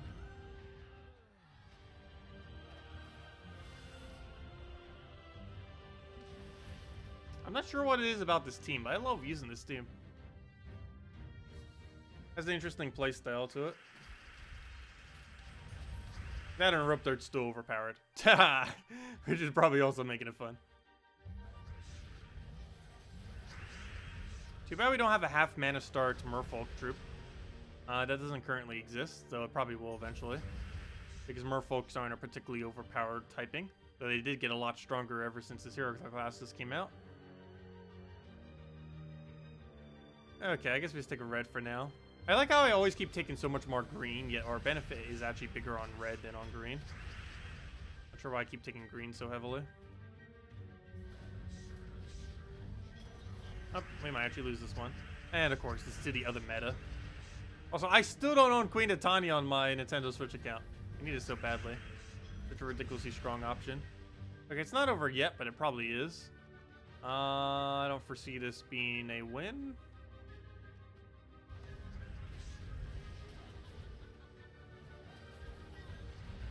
Yep, looks pretty dead unless we're going to get Megavore to instant kill every extra turn that we do. Nope. Okay, we got one. One down, 3 to go. I don't have any kill that I can secure. Probably hit Yagway just to make sure he doesn't do as much damage.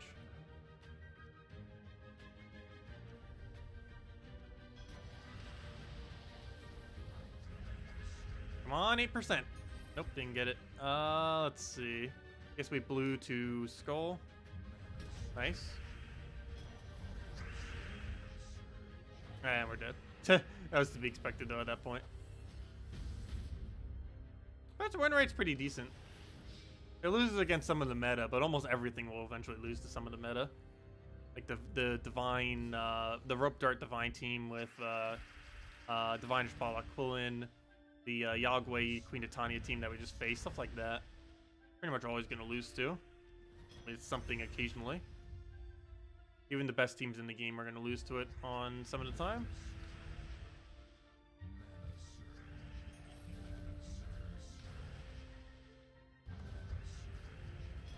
He'll rope dart us, we'll rope dart him. What do we specifically want to focus on? I guess we aim at this one, because everything else will kind of automatically die on its own. Because of the submerge, or not submerge, whatever his thing is, what's it called? The silence that he has on the blues. We don't need to deal with the other two.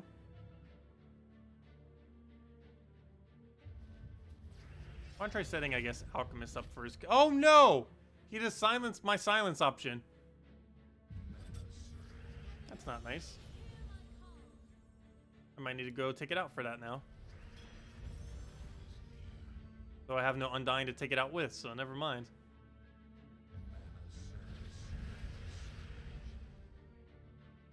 Okay, I think we deliberately let him have that skull.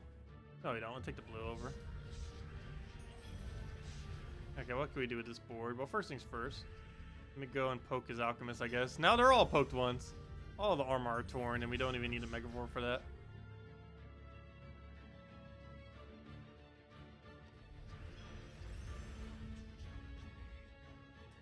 Okay, let's get this to full mana. He's entangled, so he won't have much of a follow-up, even if he takes multiple.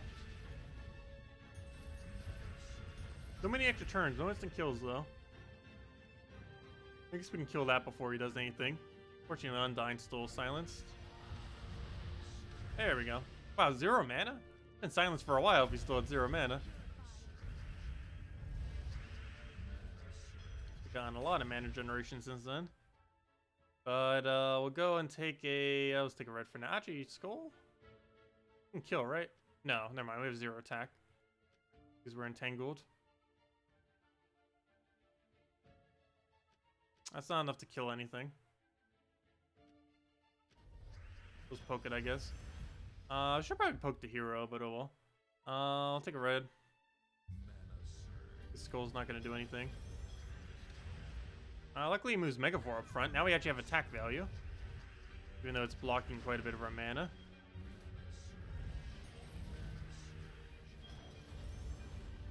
Okay, we do have attack value again.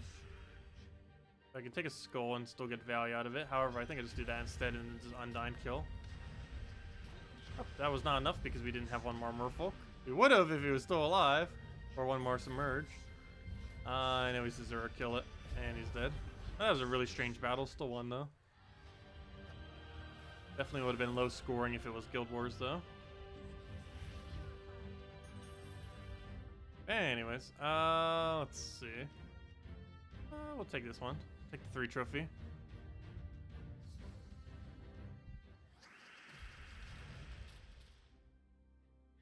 Hello, Rad. Welcome. As well as Radial. Welcome as well. I guess you're a bit late. Well, I've been going for about an hour, hour and a half or so now. Mainly just been messing around with the new hero class for the most part. We'll be covering it in a video soon, but figured we cover it on some stream stuff again. Messing around with some teams mainly. Showing some teams for it in next video. This is personally my main favorite and probably the only thing I'd realistically actually be using it for. Even though I'll probably show a few other teams too. But of anything that I'm realistically using, this is probably the only thing I'm ever using this hero class for. Blue Guild War offense, or defense, or both. Let's see, take that. No Zero on it. He doesn't get a summon yet because he has no spots for it.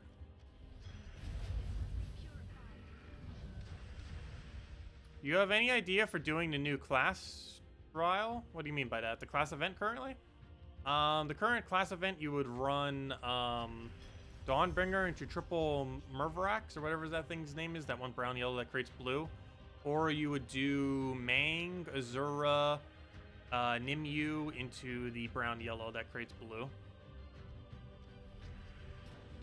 Either one of those two options. I personally went the Dawnbringer route, but you don't need to use Dawnbringer for it.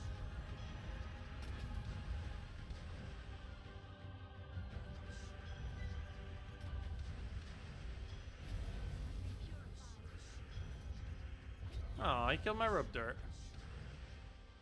Now let's throw a Megavore to his skull, I guess. No point in taking the skull now. Oh, never mind, it wasn't even the skull to take anyways. I'll take that down and throw it into explosion.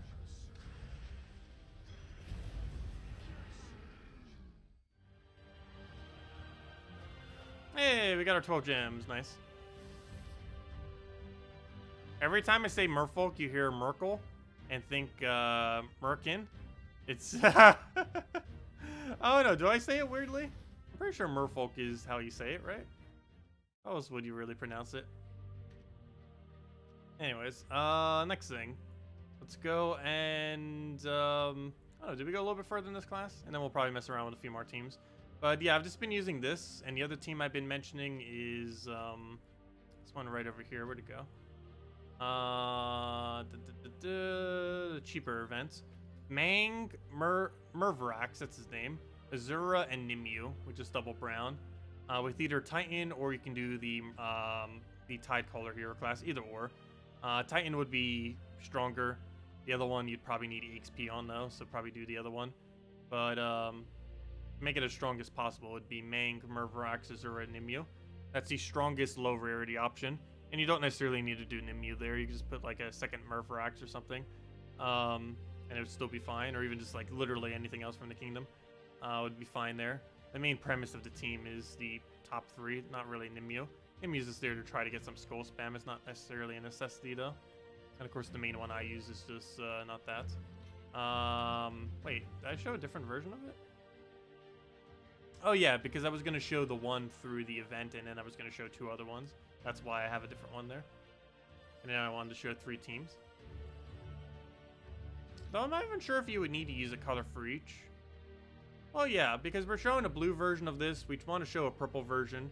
That would probably just be the defend one. I guess I would only show 2 offensively. We'd already be showing the other one team.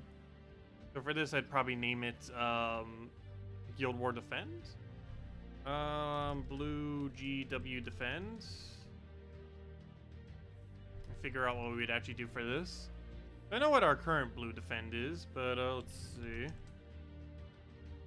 Probably Azura. I want to do Mountain, but we don't gain a lot of benefit from those browns. What's normally used on blue day that would be great to counter blues with? Amira? Oh no, it has stealthy and stuff. I don't know, does Mira have enough damage to one-shot these days in Guild Wars? I don't think it does. I don't recall it having enough damage.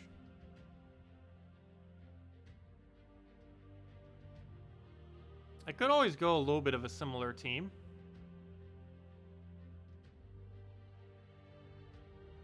Wait, what was the banner we set for the other one? I was trying to do one of each. Wasn't it purple? Yeah, this team runs with 1+1 purple, doesn't it? I don't think I have one set up for blue yet, do I? I guess we wouldn't really need one set up for blue, would we? Which is kind of ironic, given that you would use this like with mostly blue troops. But you would mostly actually use it with green or purple. Green because you can synergize it with Healing Herb. And purple because of Azura.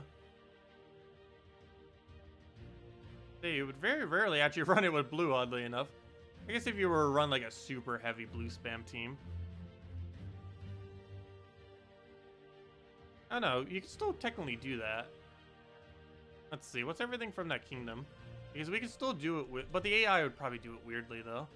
It'd be really inconsistent, but you can still do it with the Mervarax or whatever his name was. Like put that in this context. Oops, that's not the team I want to replace though. Also not the team I want to replace. Let's see, where's the thing? But yeah, that's Undyne, just to counter out their everything.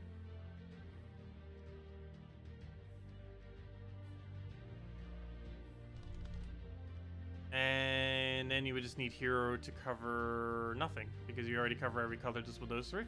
So now we can set Hero to anything. What would we want to set Hero? Well, we have Mountain Crusher as an option. We have, we wouldn't want to block its blue, ideally. And just let those two do their blue on their own. Oh, if we do that, we could actually set this to a +1 blue banner then. I guess we do set it to +1 blue after all. So yeah, okay. So this will be the one that we set to blue. Because we won't need a purple. As long as our hero doesn't use blue here, we wouldn't need the purple aspect. And, oh, he does submerge all blue allies, doesn't he, though?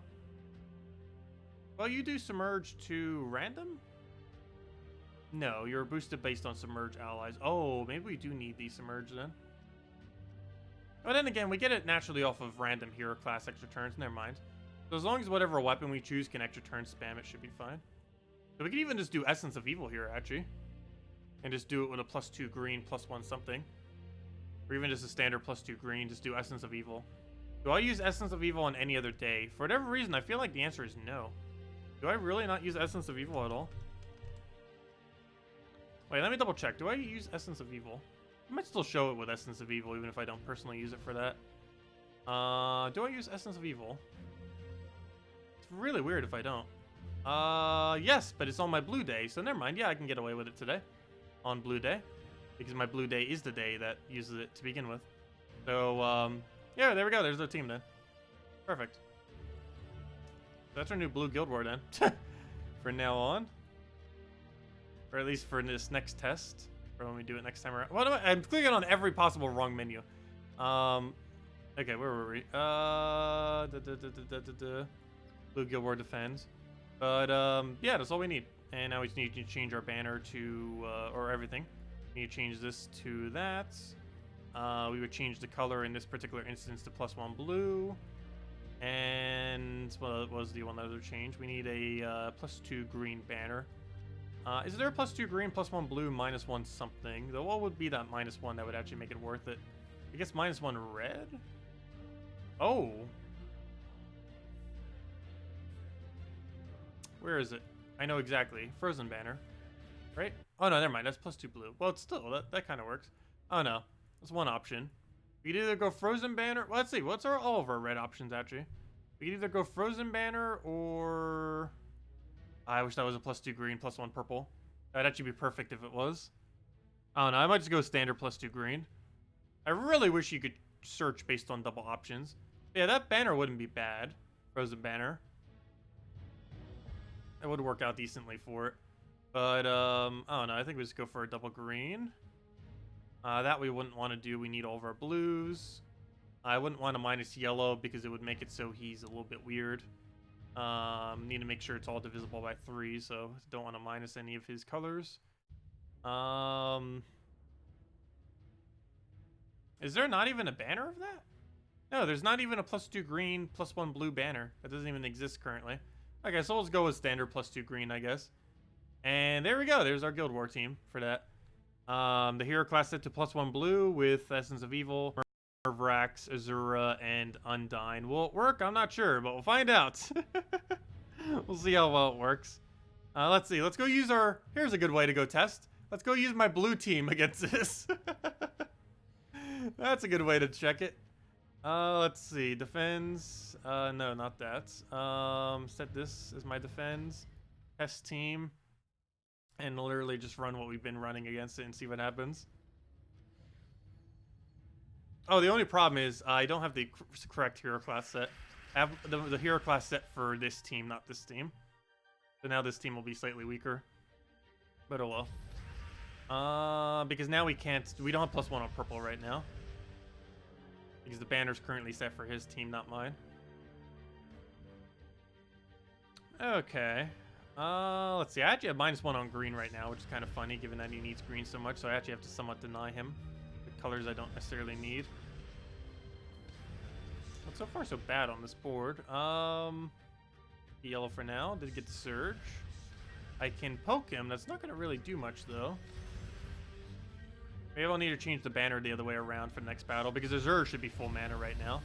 If I had the banner set correctly for this team, but I don't because I have it correctly set for that team. We do have the spell to get rid of all his Submerge. Oh, so does he. We both have the exact same thing. But yeah, that's how Blue Day generally goes down, if you're doing it like this. Whoever gets their Undyne first wins, and he got his first, so we won. But yeah, let's try this again the other way around. I don't know, I guess we'll play it out real quick. It looks like he probably won. I'll take a skull for now. Oh, oops, he doesn't even die. Not nice. I'll take a blue for now. Make it for he's Undyne. Definitely need to kill that. One more will kill it. 8% instant kill would also kill. Heroes re-silenced again. Luckily, we still got Megavore, though. Worst comes to worst, we can win with Megavore. And only Megavore. Okay, his ability silence. I can still take a skull, though. Poke him. This would be a really bad score for Guild War Day. Of course, that would die to Death Mark. We're still in it, though. If this was a Guild War. Can't silence us. Oh, but he did reduce my damage so low that I can't kill him. Because of the Azura reductions. But yeah, it looks like we would lose then there. Okay, let's go try it with the correct banner now. Which would make it so his banner is wrong. There's no way to actually properly test this because there's no way I can have both of their banners set correctly. I either have to have that set to the wrong banner or this set to the wrong banner. Let's go try it now with us set to the right banner, but the defend team with the wrong banner. Or the wrong +1, I mean. We'll switch it to +1 purple, which is what this team needs. Okay, so let's see how it goes now. He still needs a +1 purple as well. But +1 blue would be slightly better. So I guess +1 purple doesn't really make too big a difference on him. It just means that his... the reason I would want to have +1 blue set to this is just so the mana leaks into the Undyne. Okay, I'm not going to take that yellow because we're frozen on it.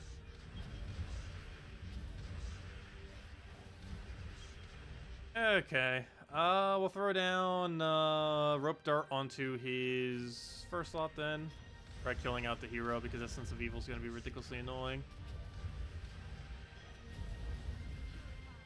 We can then throw blue down somewheres. The other weird thing about testing these two is it's always hard to tell if the defend team is good or if the offensive team is bad. Because it could be one or the other.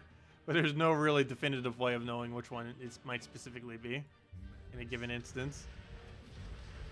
Given how well it was doing in PvP earlier, I guess we can kind of infer that this one is good. Because we know that this one was at least doing decent. But yeah, again, he got the Undyne first. That is definitely what we don't want to see. Makes it really hard to win. Once they start getting unsilenced, we should be okay. Problem is, none of them got unsilenced yet. Did we give him a skull? I really shouldn't.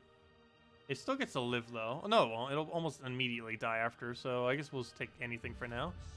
Anything that keeps him alive. He gets another hit down. Yeah, looks like we lose again. Okay, that'll be our new defend day for Blue Guild War. Even with that banner, it still wins. Yeah, that's pretty solid then. Has everything you would really need for it. And hopefully it'll do better than how it did the other day with that new format. Yeah, let me go change it right now and change it to the new team. So previously we did 111 with Essence, Undyne, Azura, Famine. That is Plague Lord. With a +2 green, +1 blue. With that minus brown. But now we're going Essence of Evil, Azura, or Mervrax, Azura, Undyne. And going down that route and see how that goes. But yeah, that sounds like a plan. Let me go change it then. Let's see. Troops. What's the team again? Let me just double check to make sure I get it all placed correctly. Essence, Mervrax, Azura, Undyne. Sounds good. Where's my defend blue? Defend blue. There we go. Oh yeah, that doesn't overlap anything else I'm using for their week, does it? What was the other troop again? Oh no, I definitely wouldn't be using Mervrax on any other team. Mervrax, boom boom. we just set the class correctly. And we'll have it maxed most likely by next week. But there we go. That was the two biggest things I was planning on using this hero class for. Was defend blue and offensive blue. And now we have it all set. Okay, what was the other thing I'm looking for? I'm looking for a banner. Just a standard +2 green is what I'm looking for. Well, that banner is decent. I don't want to minus the Mervrax's manas. Otherwise, it might make it weird, since he's already divisible by 3 with a 12. So we don't need a +1 or -1 of any of his colors. Oh, there we go. Okay, that should be fine now. And we'd set the banner to +1 blue.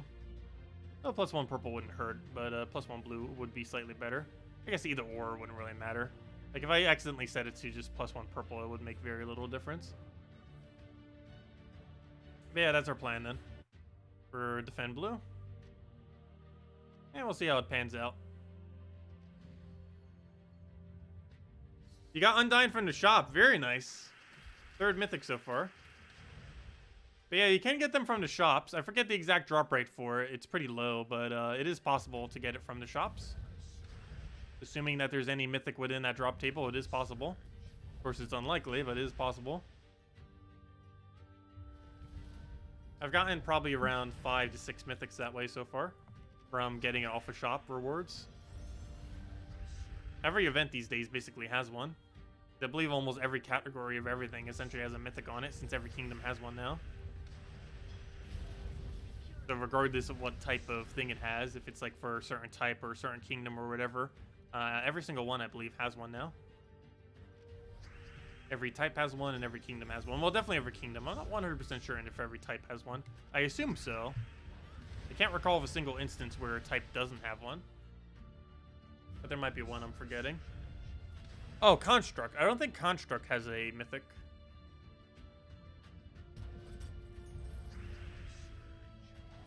I believe most every other one, if not every other one, has one. It has a mech, but not a Construct.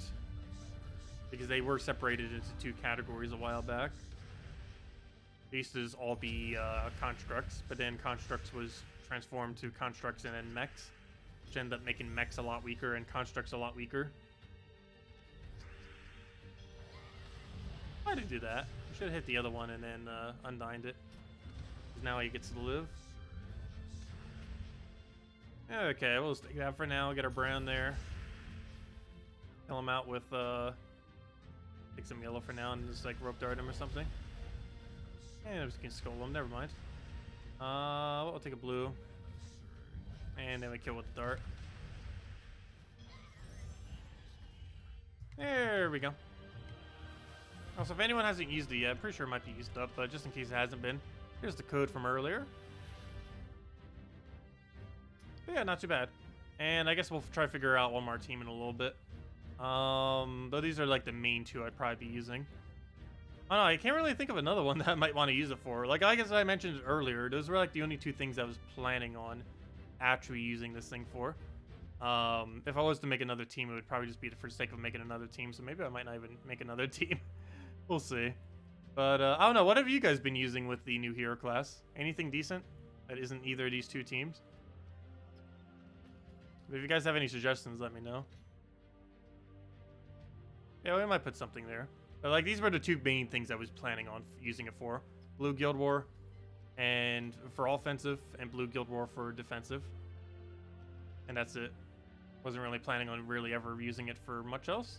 As I say that, I'm literally using it for PvP. But yeah, those were like the only 2 main things I was planning on using it for, personally. Let's see. Take the red over. Grab a yellow down for rope dart. Also, that's another issue with this team. There's no replacement for rope dart. That is a problem. Well, there are some replacements. It's just not as good. Rope dart. Like, not even remotely.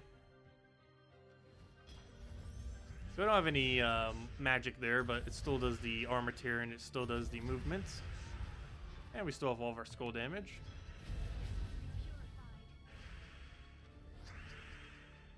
And luckily that cleanse, getting the thing removed. Did he really just kill us with Death Mark? How did he even get Death Marked?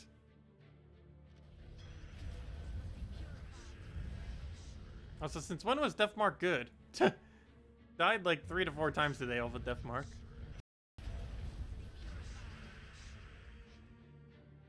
Again, kill whatever we touch here. Kill his web spinner.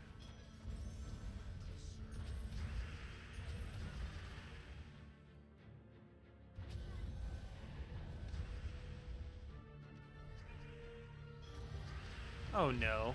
His hero just summoned another spider. Could be annoying. It's one of those kind of battles. Also, that spider does not have stealthy. Gonna be annoying because now I have to target it. Can you stop summoning spiders? I just lost to summon spider spam. Of all things. I literally just died to him being able to infinitely summon spiders. Rip. Of all things to die to, Orb Weaver Spider Summon.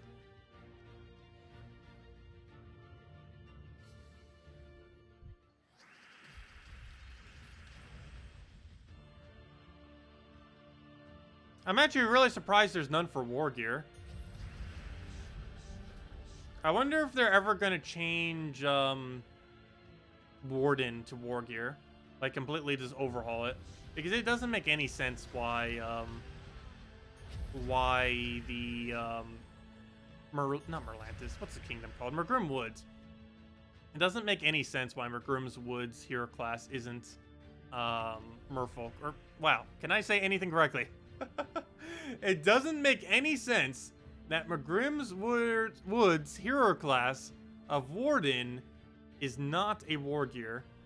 Like, if there was any place that should be War Gear, it should be that place. There's not a single other place that would ever get that typing. Other than there. But who knows, maybe they'll add some more kingdoms eventually. We could get an entire Construct Kingdom.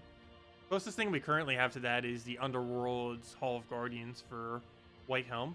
Well, we might get like a legit actual kingdom that is mostly constructs or something. Because they haven't rolled out eventually adding more kingdoms to the game.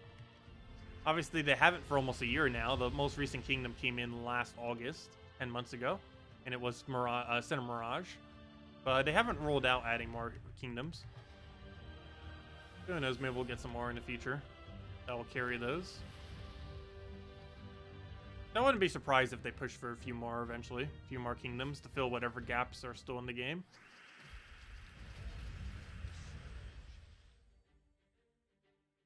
But I'm curious when and if they ever are going to do that. They said they're leaving it open, the possibility of it. But that it would be very unlikely, and if they were, it would only be like 1 per year. But hey, it's almost been a year now. If they do that 1 per year thing, we should be seeing it. Not next patch, but the patch after next patch.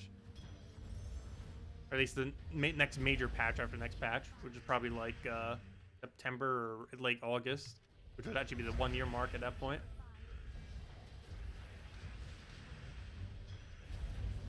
Okay. Anything worth rope darting here? Probably his hero. That better not die to Death Mark. Can we stop having things die to Death Mark? Okay, let's go Megavore or something. Ideally his hero, but apparently we can't do that, so let's do that. Get a double kill if he doesn't die. Yeah, we'll do it right there. Put those two out. How did you just die? Oh, Lust. Okay, that makes sense. We'll take that over. Get a rope dart onto... Oh, we only have one option, apparently. We'll do that. Take a skull. He's using Orb Weaver with that, isn't he? That is really, really annoying. I didn't even realize how annoying that combination is. Orb Weaver hero class with that weapon. With Bless and everything else that it has. That is ridiculously annoying. Wow. And it has Stealthy. Wow, that is annoying. I almost feel like using that as a Guild War defend team now. I actually forgot how ridiculously absurdly annoying that is. Unless you were using like Obsidious or something. Let's see, what day has no stun in Guild Wars? Like no stun whatsoever. Though that hero class also has Bless, so it might not even matter if they could stun. But what day has no stun option at all? Let's see, Brown, Blue, red and purple are like the main stun days. So what colors did I not mention? Yellow doesn't have much stun. And what was the other one? And blue, no, blue has stun. What was the other one? Green. Yellow and green don't really have many stun options. Let's see, what's my defend for both those days? Divine meta. Oh. We're Paragon right now, too. We can actually get a good test for it.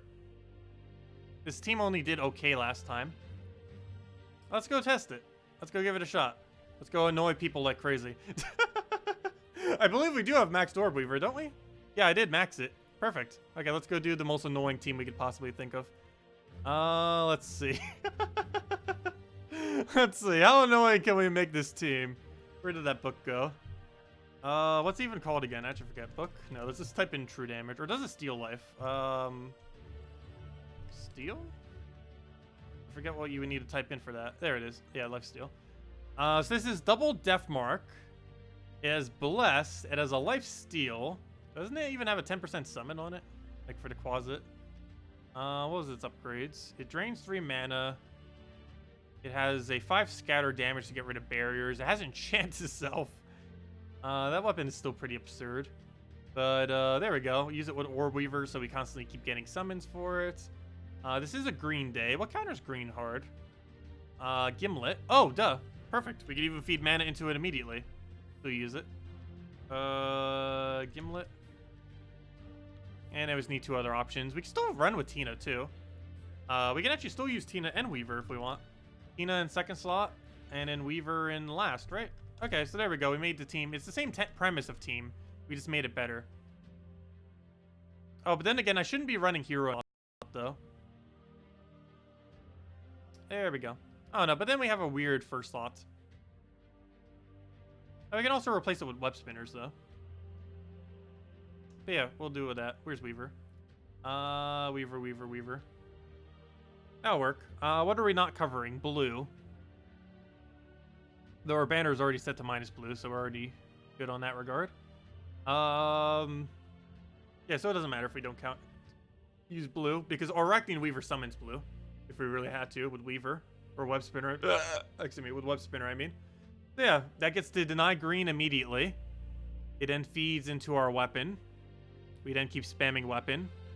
We have Tina doing ridiculous damage, and for 50% spell reduction, we have Weaver there with extra summons and web and all the damage it does, and also has Impervious. And this thing just never dies, keeps summoning giant spiders. Oh yeah, let me make sure I have the perk set up correctly. Yeah, let's see how annoying this is. This is definitely an improvement. And it's still the same premise of team. So 5 attack in PvP.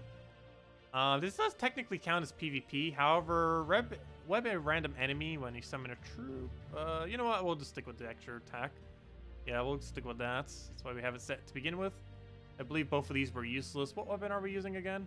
I don't think it counts as either of those. Does this count as jewelry? No, it counts as a staff. So nothing good here that we can get. So none of that does anything, unfortunately. Entangle first enemy, that's fine. Leaf Storm or Purple Storm. Are any of them relevant? I guess we'll Purple Storm just to try to counter out if he has a Storm. Because they might be using a Green Storm or something at start of battle. Stealthy, which is the most important thing that this thing has.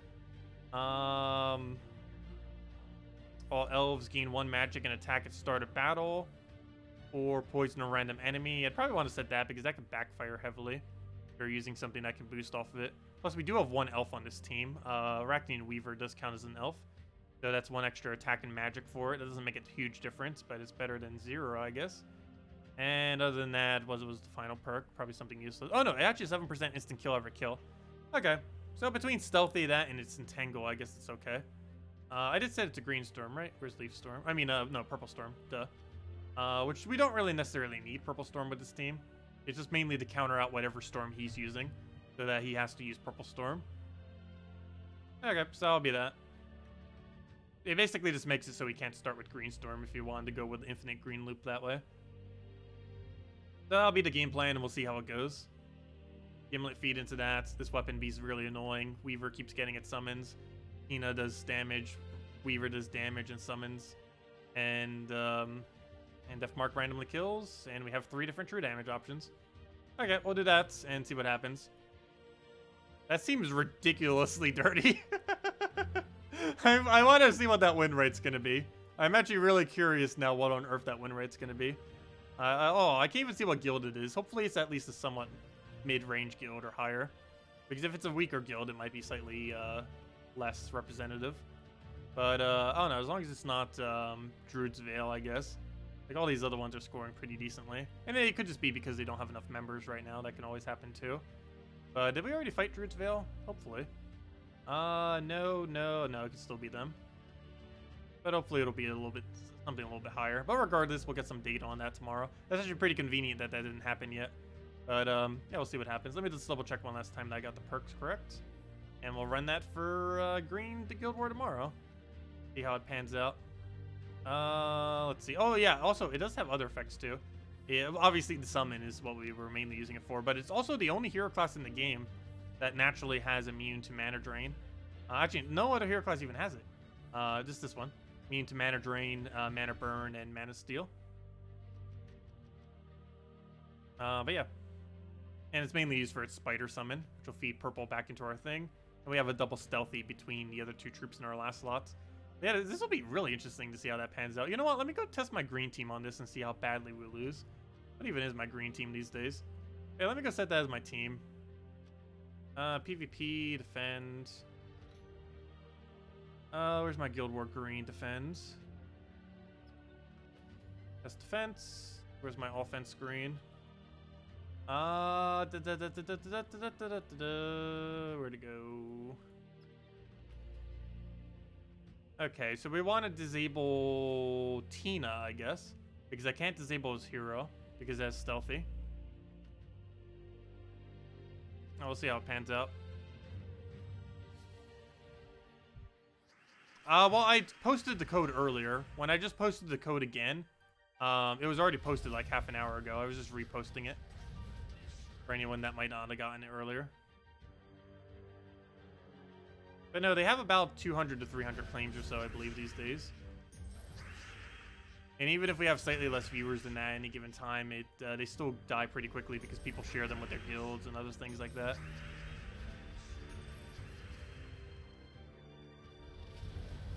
So even though we only had around 60 viewers when we handed out the code earlier, it still gets claimed way more than that. Oh, that one little mana drain is so annoying. It has like a 2 mana drain or something on it, or 3 mana drain. Okay, we're actually doing pretty decent against this. I'm actually really surprised.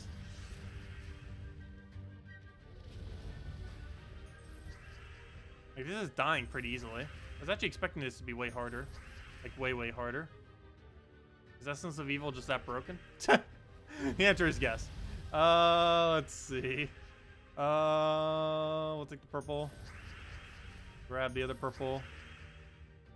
We'll get a explosion. I should take that blue first. Go well. Still our turn. Ward Breaker, how are you not full mana? I'll take that over. That will give us a cleanse to get rid of those death marks so we don't die. Take those reds. Anything else we can grab? Let's take a Ward Breaker. Keeps getting spider summons. Yeah, that was actually surprisingly easy. I'm still using it tomorrow just to see how it pans out. But I was not expecting it to die that quick.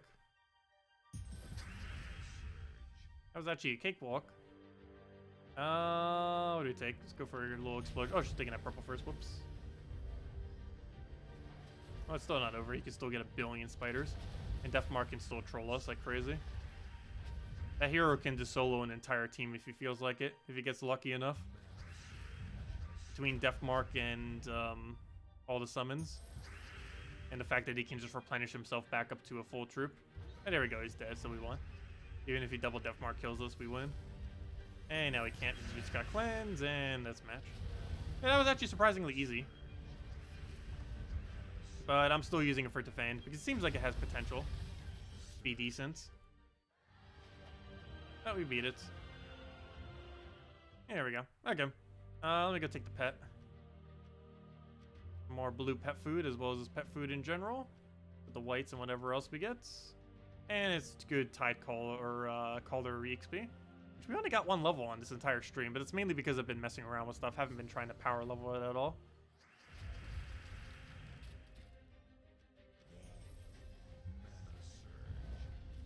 Tidecaller PvP teams? We were using one earlier. I can go show one after we go do all these pet battles again.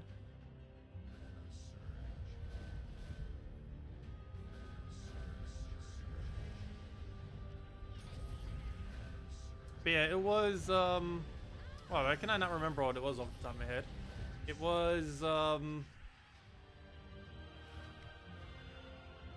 was, Rope Dart, Azura, Undying Megavore. That's what it was.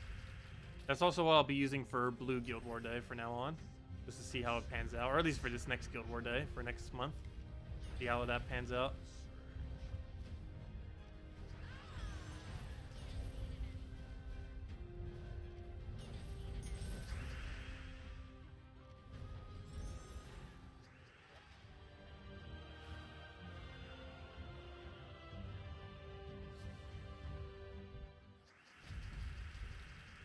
What is the red offense team setup? Normally you run anything related around Yagwe. Exactly how you want to do that depends on what you want to use. But you can do it with like Infernus, with Roadbreaker, with Dark Maiden for mana generation, with Divinia for mana generation HP so you don't die, with Dawnbringer so you don't die, with Barrier Spam. I don't know, it depends which way you want to pan out with it. But generally, your entire team is more often than not centered around Yagwe for Red Guild War. It doesn't have to be, but it's one of the core troops for Reds. Then Queen Titania. You can actually still use both of them. You just use other support troops with it. Yagwe, Queen Titania with 2 supports.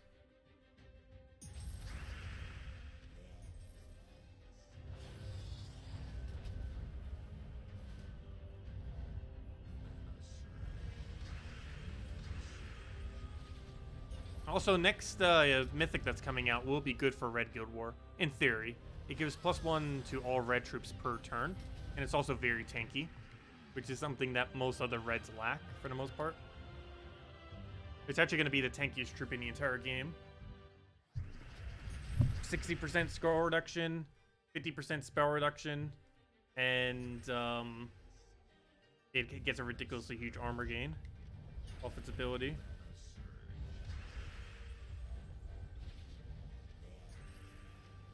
And +1 to all stats per turn. To all reds, which includes itself. I'm actually really looking forward to this next mythic. I don't feel like I would use it for much, but the concept of it seems really solid.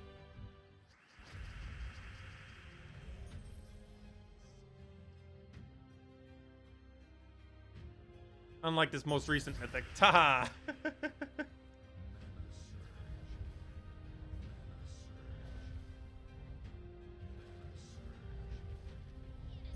There's always another mythic troop coming. They add another mythic every month. Sometimes it's like 5 or 6 weeks, but recently it's been pretty consistently once every month. Actually, for a while now it has been. Basically just the first Friday of every month now. They've been pretty consistent on that schedule for a while now. For at least a year. Why is the button not working? There we go. Yeah, Mountain Crusher with Azura works really well. However, you can't use that in Guild Wars. At least offensively. Otherwise, you get penalized. Because that's not pure color. You're allowed to do it, but you will get you won't get as much points if you do it offensively. You can do it defensively if you want, and you won't get penalized at all. As long as you don't use Mountain Crusher on any of your other days. But if you use it offensively, you will get penalized in Guild Wars. For faction events, it doesn't matter because there's no point system associated with it. And you're just allowed to use Mountain Crusher for every single delve you want. But for Guild Wars, you do get penalized unless you use it on Brown Day, in which case you're allowed to. But any other color day, you'll lose points if you use it offensively.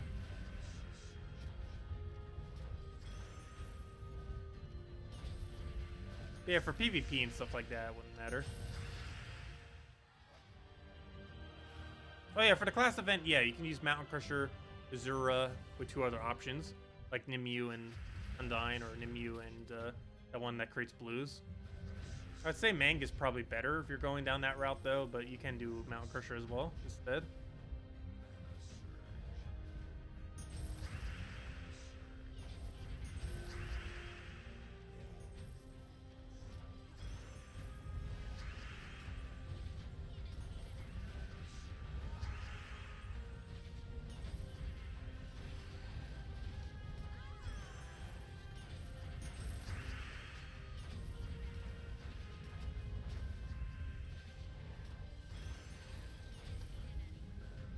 Okay, we can do that one more time into, I guess it's a key at this point, and that will be match. There's no way that's going to survive. There we go. Is that our last battle or second to last? Last battle, there we go. Claim all those loots. And there we go. Okay, next order of business. Let's go and, someone was asking for that one team for PvP, so let me go roll that real quick. But this was the team we were using. Where'd it go? Where'd it go? This one right here. Rope Dart, Azura, Undyne, Megavore.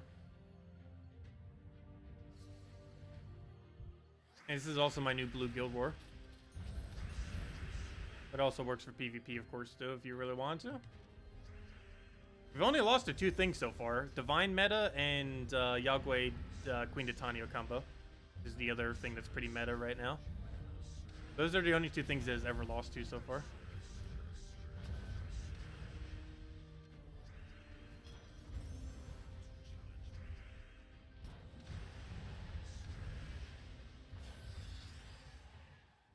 It's actually surprising how effective of a PvP team it is. And everything is based around Undyne, basically, in this particular team. Oh, no Undyne and Megavore. I don't think you would end up replacing out both of those if you want to use this for PvP. This isn't really much of a PvP hero class. This hero class is basically only meant for one thing and one thing only. To work with Azura and to work with Undyne. And that is basically it. Almost every team that you would ever use this with would use one, both, or, yeah, one or both. I don't think there's a single team you would ever use with this hero class that wouldn't try using both.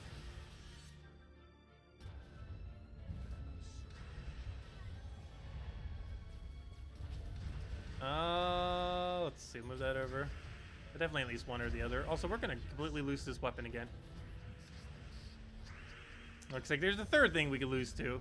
The annoying Orb Weaver thing. Just keeps summoning more and more spiders.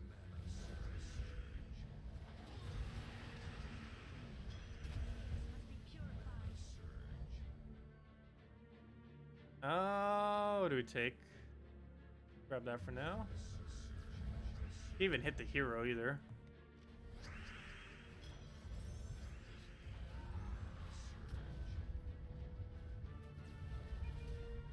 Okay, we'll take that. Let's grab our manas. What can we rope dart with? Okay, we'll do that and then hit on hero. Actually, let me kill Weaver. Okay, now we just have to deal with this hero somehow. I need to get him the first slot so we can kill it and then just worry about the spiders. But I need to not hit him at all. Of course it wouldn't surge. Alright, I just need to not die to death marks now. So we'll do that. I'll move him the first. And now we can just keep poking him. Kind of. Oh no, why'd I do that? Why'd I do that? Now he's not in first slot. Fail. Oh, that's a gigantic fail. I never realized how good that actually is against rope dart. But, yeah, fail. Super fail. Oh well. If the guild reaches bracket 141, third place, will it pass to go to 140? Yes, it would move up by at minimum 1.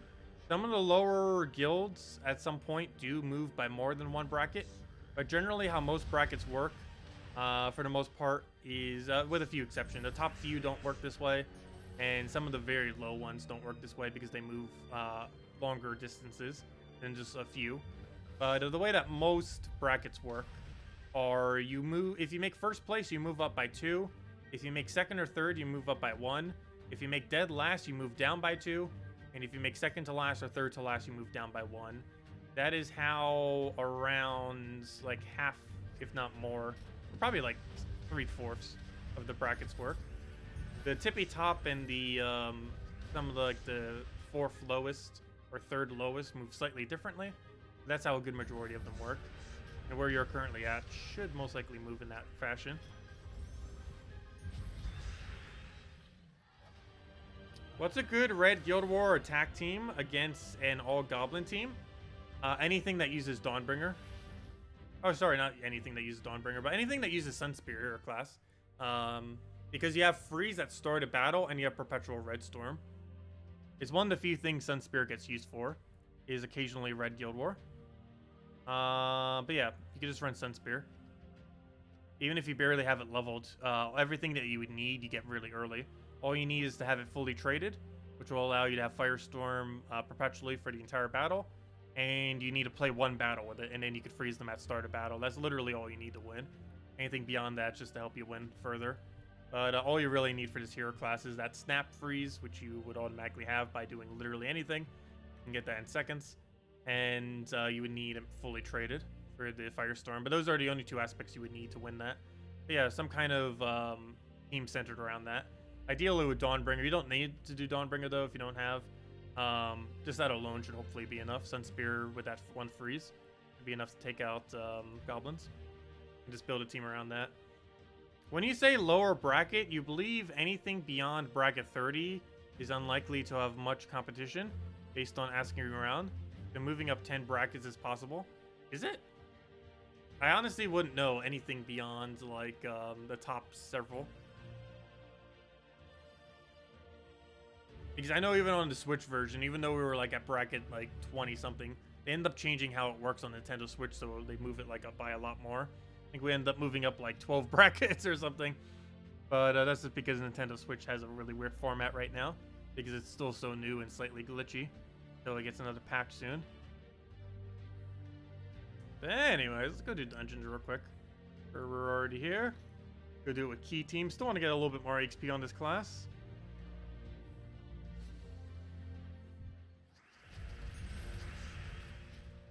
Okay, we'll grab our gold there. Take our other move down. Break our skull. Oh, excuse me. Take our skull there.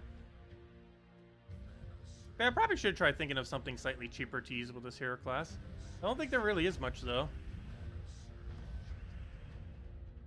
Well, I guess we could do something with Azura with the hero class. And at least do, like, a combo with that. Because everyone can get Azura. You get that for free within, like, 30 minutes or less by doing the kingdom. And normally you would need to do that kingdom anyways to own the hero class. So you would, everyone who owns this hero class who doesn't do it during the event would automatically already own the hero class. Because to own the hero class, you'd most likely have to have completed out the kingdom, which would have given you Azura.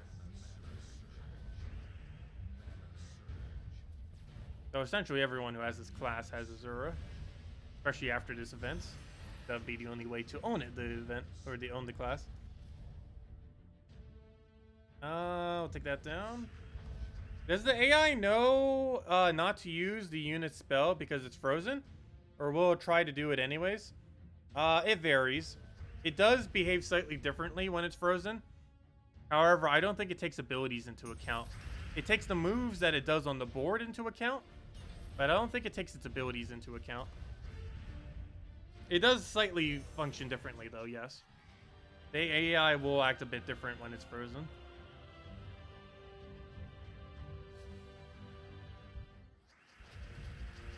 It still does some really dumb moves, though. But it is different.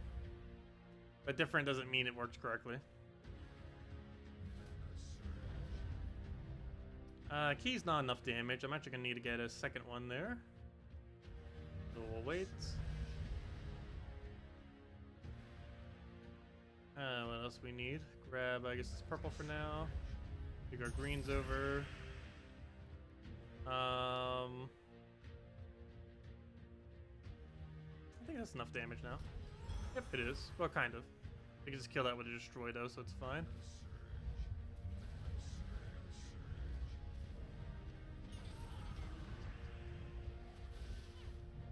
There's skull there. And one more poke to kill it out. And then do the other dungeon battle. Oh, never mind, that was the other dungeon battle. They realized that was already the third. It just goes so quickly. But yeah, let me go see if I can figure out a small team for it, I guess, real quick. Something super, super cheap. Oh, that shouldn't be too hard, though, would it? Because all you would need is, you just wouldn't put Undyne into the team. You would use, Mountain Crusher. Azura. That one thing that creates blues. Wait. What's Jarvai's color storm? Does that create a green storm or blue?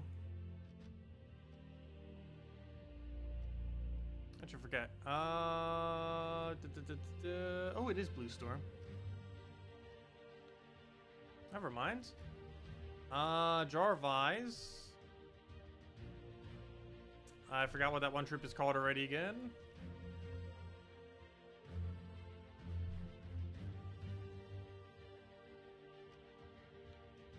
And now we just need a red blue ideally. Megavore, go! Haha. No. Undyne, go! So both of those would work, but those are not cheap. Let's see, what is under red blue? I guess we have Merline. Merline's not too bad. It still counts into the whole merfolk thing. I'll go Merline then. Might as well. Why not? Okay, let's do that then. Jarvai's, Azura. Actually, should go to first in that case. I think so. A little bit weird using her in first, but I think it's fine because of Jarvai's. So, yeah, let's do that then. That'll work. Is there any way we can +1 all of them? Yes. We just need to set our banner accordingly. But there we go. Cheap team for it. It's still pure merfolk. And, yeah, it covers all your ground. You have mana generation and disable, mana generation and summon, mana generation and some damage. I guess it's a little bit lacking on damage. But, in every other regard, it's, still gonna do decent. And now we just need to make sure we give it all its +1s that it needs. It needs a +1 green, purple, and blue. We could just do a +1/+1, so I guess we'll just do it that way. So, well, what do I normally use this class on? I'll just set it to the other two. Oops, well, it'll help if I set it on the right class. Class. Luckily, it's right next to Titan. Equip that. And what was the other thing I need to go do? Oh, yeah, check its banner. What banner do I normally use? Or what color? Purple? Makes sense. Okay, so our thing would be blue-green then. +1 blue, +1 green. We just set our +1s to whatever one we don't have on the perk. But there we go. Okay. And we'll name this to low level Tide Call. Of course, it doesn't fit. Let's go low level Tide. Okay, that'll work then. Azura, Jarvai's, Mervrax, Merline. Test against this team. Hopefully it doesn't fail. Even if it does, it's meant for early game. We'll take that. Grab a... And we can still one turn our mana generator too. Or Jarvai's if we need to. This explodes all browns and creates a blue storm, so we're going to want to do that first. So we can start doing it with everything else. But maybe we get rid of Mervrax. I don't know, we don't really get too many submerges. Well, I guess we do. We kind of get it off of all the Titan. We need extra turns to be able to get it though.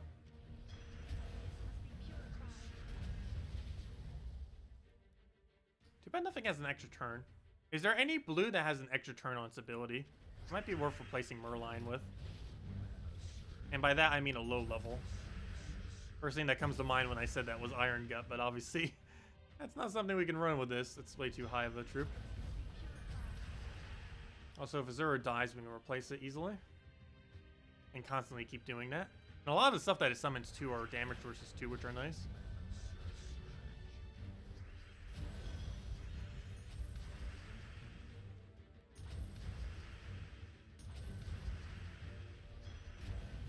Yeah, this would work for early game. Not the greatest of teams, but it would get the job done. And if something dies, you just constantly keep getting summons. Yeah, it works. Also, all the bonuses that you have for using a per merfolk team do apply to that team, or to that troop. Even though it's not that typing, you still get all those bonuses. So all these extra stats that we have from using this team with 4 of all those things, which is also a pretty good aspect for early game. But all these stats right here, right there, get applied to our summon. Yeah, we get all of that. We get the extra attack, HP, armor, magic, all that stuff. That all gets applied to the summon. Yeah, pretty interesting. It works. Gets your job done. Fortunately, not pure blue. Not sure what you'd really replace that Mervrax with, though. Because you wouldn't cover every color if you did replace it. And I don't think there's a low-level option for there. But yeah, that'll work. Good enough. Okay, those are our teams then. We're all good. Everything sets. Replacement for Mega? On what? Mega 4 on that one team we were using? We put almost anything there. We're referring to this team? This one right over here?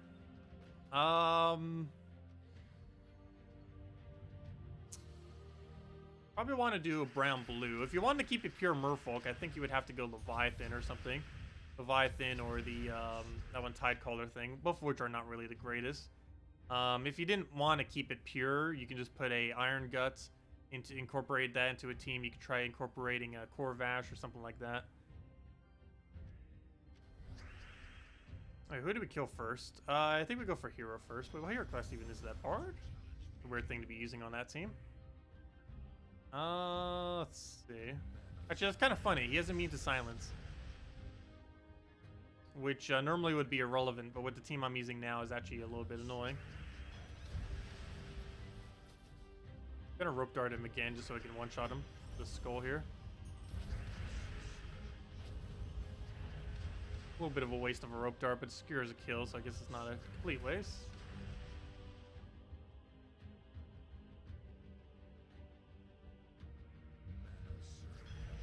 Yeah, okay, I'll take all those greens. That'll be a nice tide. I can silence 2 of them. I'd hit the other one, but as stealthy. Just for now, let's move that to front so we can kill it. I probably should have hit him because he has skull reduction. Well, they both have skull reduction, but he has more skull reduction. Now, let me do a Mega 4 here so we can kill both. I would have casted that on that, but it has stealthy, so we can't. Put those 2 down, and then we just poke it twice. Pretty much any 2 hits will take it. And now it just needs to give us a skull somehow. We'll take a yellow for now. Also just rope dart it. And I'll kill it out.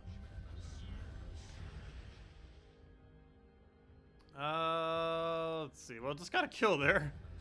We'll go do our Azura. Or skull if he lets me. There we go. That'll guarantee get us the win. And as that. So hello, Original. Welcome. You have one short question about masteries. Also, hello, Viteral. Should you choose masteries evenly? Yes. I don't, but that's just because ever since the beginning of the game, I always went all in on purple. And I just keep doing that because why not? But no, realistically, you should go and evenly distribute all of your colors. I did that on my Nintendo Switch version. The only reason you see me going into pure purple is because I've always gone into pure purple. There's literally no reason for it other than the fact that I've just always done it, so I just keep doing it. It actually makes your account slightly weaker if you go all in on one color. I still do it just for fun, though. Because you overall have less percent. You'll have the highest percent in the entire game for a certain color, or at least among one of the highest percents. However, all 5 of your other percents will be lower to a higher degree than the other one would be higher. So you're overall losing percent by putting them all into one rather than splitting them.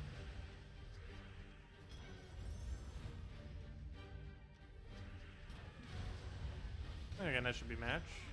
There we go. Oh, there we go. For a second, I thought it would have lived with 1 HP. It almost did. What level in farming delves is best? 20. If you're just infinitely farming them, 20. There's several locations that could be considered best. 20, 80, 90, 100, and 110. It really just depends on what you're looking for. But if you're looking for like overall best, well, overall best would probably be 80 or 90. But I don't know. Each one has their own benefits. 20 is something that makes it ridiculously quick to farm them down. The biggest downside to 20, though, is it makes it so you cannot do the Tuesday faction event whenever it pops back around, which over time will cost you a lot of orbs, so that might not be worth it in that regard. The next most worth it are 80 and 90.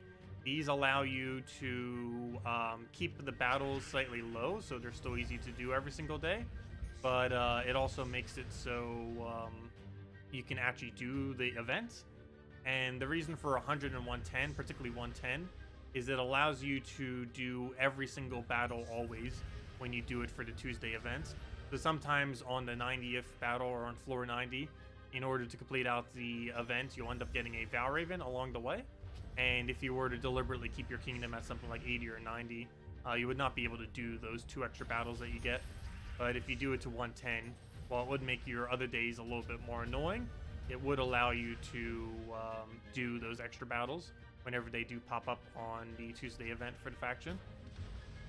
So yes, if you're planning on farming a faction, those are the stopping points. Which one is best is depending on what you want to do. Generally, overall best is considered like 20 or 90, somewhere around there. 20, 80, or 90. I personally like 110 though. Because I'm in end game, I have the stats that I can do 110, so it doesn't matter as much.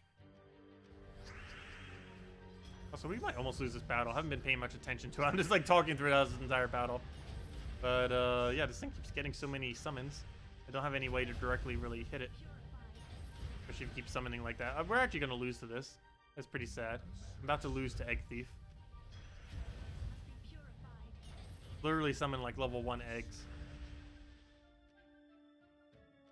Let's see. Let me kill Undyne. Or not Undyne, whatever that thing is. The Cedric.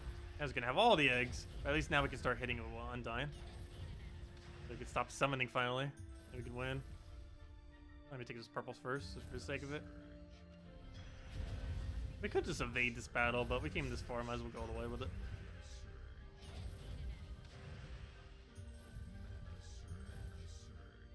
I'll take that over, take that, get a nice Azura in there.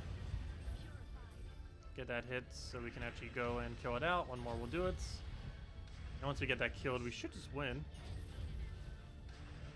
I'll take that over. Throw our pokes. Take the red, and that's enough to kill it, finally. There we go. Okay. And it should be easy win at this point. One more Undyne as long as he doesn't get any summons. So he's probably going to get at least one summon. Actually surprised he hasn't yet. And that's not what I meant by summon. I mean from actually killing it. I should probably take those skulls. Gotta be careful. Yep, there's one of them. The one didn't die. He better not get a triple. Look at all those baby dragons. He's going to have an entire team of baby dragons in a second. The second I kill that, he's going to get 25%. He's going to get a summon. I forgot, we're still in -1 green. We might still lose this. Okay, good. He didn't get a summon from that, though. We might still lose regardless, though. One more hit and we die. Doesn't even matter what that hit is. We just died to Silver Drake. Of all things to die to. An army of baby dragons with a Silver Drake. Amazing. What happens when you don't pay attention? Actually, why didn't I take the Lust team? That actually would have been pretty easy to kill. Oh well, with this team. We don't have stun, but it still kills it pretty easily.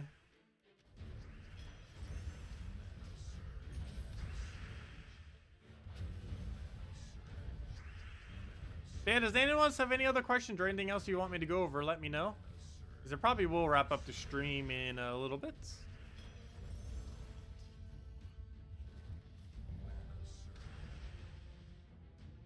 And I'll be covering the video going over everything that we kind of went over in a brief little summary kind of thing soon. Just kind of going over the hero class and all that good stuff. Of course, we've been doing that on stream the last 2 days, but just a concise little video to summarize it a bit more. And for anyone who hasn't caught the streams, of course, because not everyone catches the streams. Did you change your Warren's farming team? No, I actually forgot to last night. I didn't do that yet. But yeah, I do need to do that. I don't need to change the team. What I need to change is this to this. Class. There we go. Now it's changed. All good. And so it's saves. We got to do at least one battle.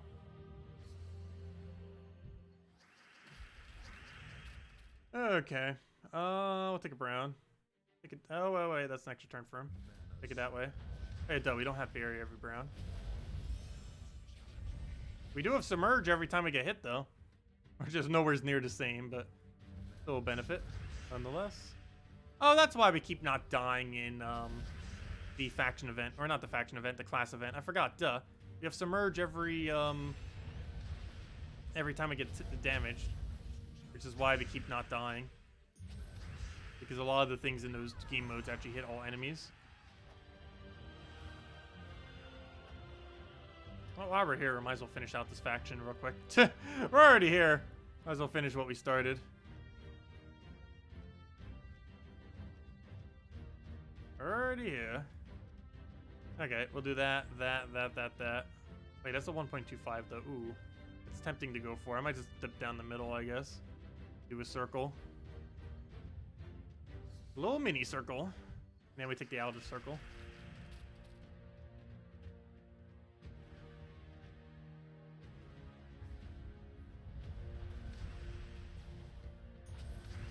Okay, we'll take our skull, keep getting our explosions. We do get the explode arrow and a blue every single extra turn we do. Put on greens, get the last bit of our mana that we need, get a mountain down. And it was kill everything from there. We'll go for a nice Tina. Before we do, let me move that over. Then we go for that Tina. Hopefully it doesn't hit first. Good. Weaver that. And one more will hit. And he's dead.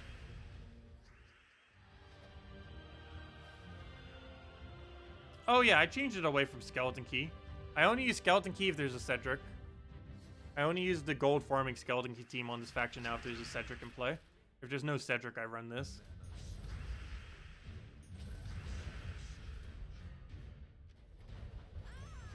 It just works quicker. It wins the faction about 1 to 2 minutes quicker compared to running Key Team. Key Team's only worth it if the Cedric is around. Because not only do you get a lot more gold, but you also get the win rate increases exponentially. Because you can one-shot everything with Key once you have that much damage. But yeah, last I recall, it's on average 1 to 2 minutes quicker running this team than running Key. Of course, Key will naturally give more gold every single time, regardless of if there's Cedric in play, though. But personally, I just go with this team if there's no Cedric. Because it saves about 5 minutes every day. We lose a little bit of gold that way, but we get a lot of gold from other means. I will actually use this because I need to get rid of Web. It gives Web every skull now, which is annoying. Careful with that.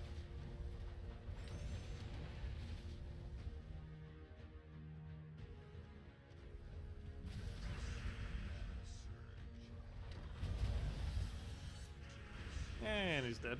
Could have just taken a skull. Would have been slightly quicker, but oh well. Actually, you know what? That doesn't have an extra delay on it. Never mind.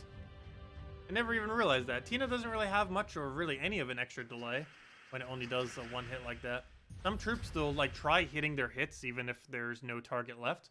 But ever since they changed Tina, it actually just stops trying to hit after after it does its kill. That's actually pretty cool. They actually really fixed her then. Because most other troops don't do that. They don't stop their ability midway when the win condition has already been set. Most of them will still try doing their hits.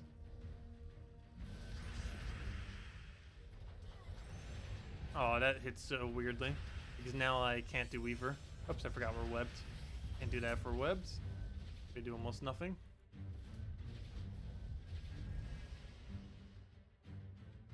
Okay, hopefully he does not hit that onto brown.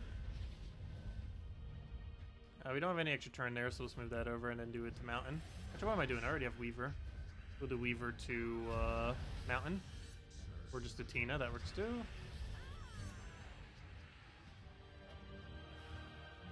Yeah, okay. I'll take this one, take the other one, take the top, take the treasure, and that'll be that. Oy.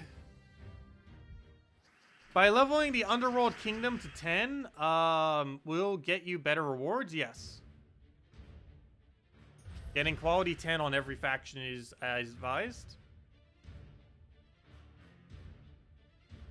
If you're referring to the Kingdom Star level, no. I'm not sure if you meant it that way. But no, Kingdom Stars have no effect whatsoever on your delves. Of course, the stats still apply there, from having 5-star, 10-star, stuff like that. But there's no actual effects on Kingdoms that make delves give better loot. The only thing that will do that is quality level 10 on your delve, which is highly advised to do for every delve.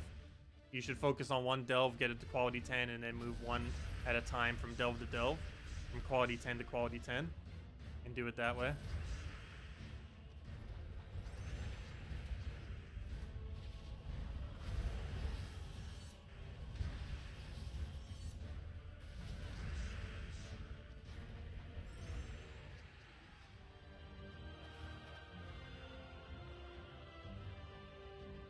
Does it count like the normal kingdoms? I'm not sure what you mean by that.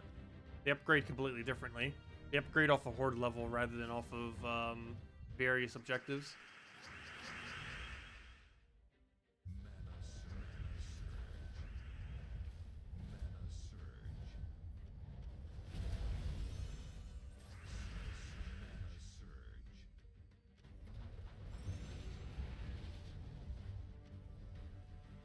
Okay, we'll throw a Weaver down.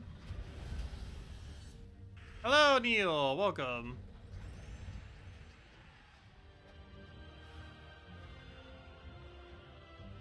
Yeah, does anyone else have any other questions or anything you want me to go over? Also, if you could rephrase that question, I could try answering it for you. I'm not quite sure what you're asking with that. If anyone still has anything, let me know, because after this delve, we're probably wrapping up for now. We will be back later, though. In about 7 hours from now at 8 p.m. Eastern Standard Time. Oh, we got webbed. And we will be covering a video very soon going over the new, I forgot that we have cleanse too. But we will be going over the new hero class very soon as well. Which we already did, but you know, the video will be up for it soon.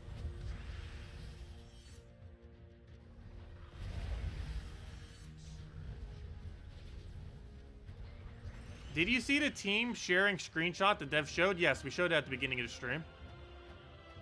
And it's also right over here. See, do I still have the window capture up for it? I believe I do. Nope. Did I X out of it? Why did I X out of it?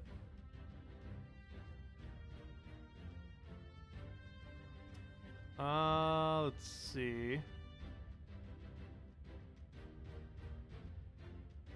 Never mind, I X'd out of it earlier. Why did I X out of it? No, I didn't. Never mind. Why is it not registering as a thing? Not showing up as an option. That doesn't make any sense. It is literally an active window. There it is. Okay, why was that taking so long to get up? But there it is. Oh, those are epic battles. Those are the other thing that's coming in. But that allows you to use multiple sigils in order to get other effects and stuff. But yeah, team sharing, we got this. That's another thing that's coming in next patch. Another thing that I can share with all of you.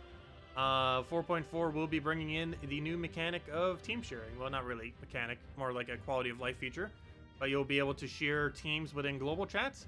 You'll basically be able to go and essentially just copy them into your team slots, assuming you have all 4 of the troops that are mentioned, as well as the banner. You can also do the same thing for hero classes, so rather than having to constantly change them, or you know, you could just simply have it set and then just copy paste someone else's, and then boom, it automatically changes yours. But yeah, it's going to be a really easy way to just copy teams, share teams, and just change up your teams and share whatever ones you might want to do with your guild for like a guild war day or anything else like that. And they don't even need to go and constantly keep changing all their troops. They can simply just go click on the thing in global chat. I forget exactly how it works, but it doesn't take longer than about 30 seconds to go and get one of those into your team slots. Way quicker than it would be to manually put it in. Yeah, it's really quick, and it's a great way to show teams now. You don't get to see the images or anything of it, but it has all the basic info. It has what color the troops are, what banner, the name of the troop, and what all the traits are, and what perk tree it comes from. But yeah, it's a really, really, really nice quality of life feature. And now we'll see people spamming their teams in global chat. I wonder how many troll teams people will try mentioning to other people.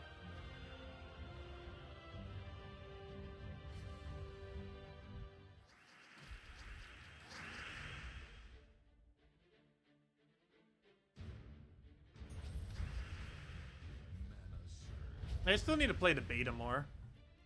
I haven't really gotten a chance to. And even today, I might not get much of a chance to.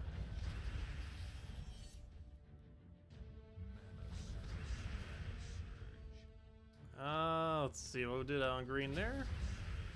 Go yellow over. Get our other poke. This is the final battle, so we don't need to worry about if that moves us or not.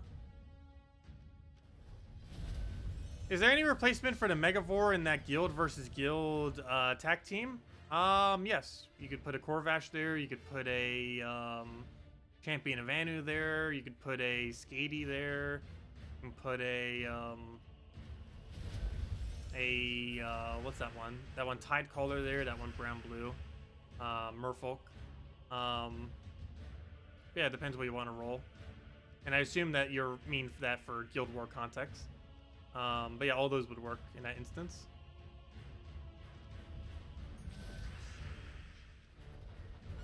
Oh, it just triple hitted him. It's not nice. He lives with 1 HP on that one, unfortunately. So it wasted the other shot, which could have killed the other one. Unfortunate. But we'll go to this. I ideally don't want to convert blue because then we don't get a blue explosion. But I kind of have to. And then we just Tina kill it. There we go. Took all 3 shots. Anyways, guys, did anyone else have any other questions? Oh, what do I think of the new class? It's pretty decent. It's above the half best. Like it's within the half best range of hero classes. Not sure if it makes top 5. Definitely makes top 10. But it's a nice hero class to have around. I'm mainly just using it for blue Guild War though. Guild War defend and Guild War offensively for blue Guild War day is the main thing that you would bother using that for. In most other situations, I don't really feel like it's going to get much usage. Why is Weaver in that team? For true damage cleanup and for some extra mana generation. But it's mainly there for the true damage cleanup. You do Tina and then you throw Weaver and then you get Tina back and then you throw Tina again. Or at least you get, if you don't get Tina back, you at least get Mount Crusher back and then you can throw that. But it's mainly for the mana generation and for cleaning up whatever Tina doesn't kill.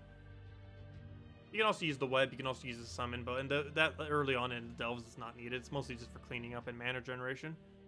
Anyways, guys, that'll wrap it up for now. Thank you so much for stopping by. Leave a like if you enjoyed the stream.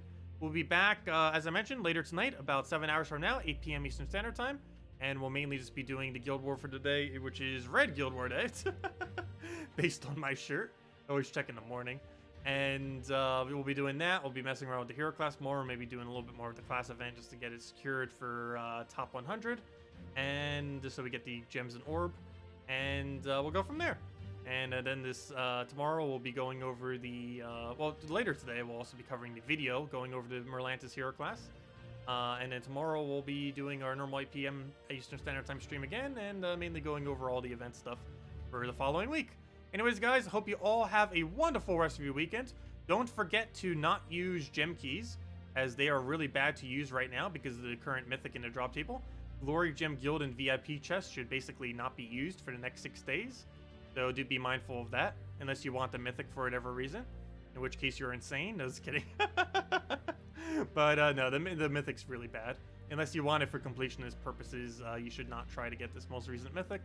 So do be mindful of that. Even into next week, it'll still last until next week's Friday. So basically the end of Thursday. So yeah, be careful not to open your keys next week on like Monday or something, because those will still give you the useless mythic that's in the drop table right now. Anyways, guys, have a wonderful weekend. We'll catch all of you later. Thanks for stopping by, and goodbye, everyone.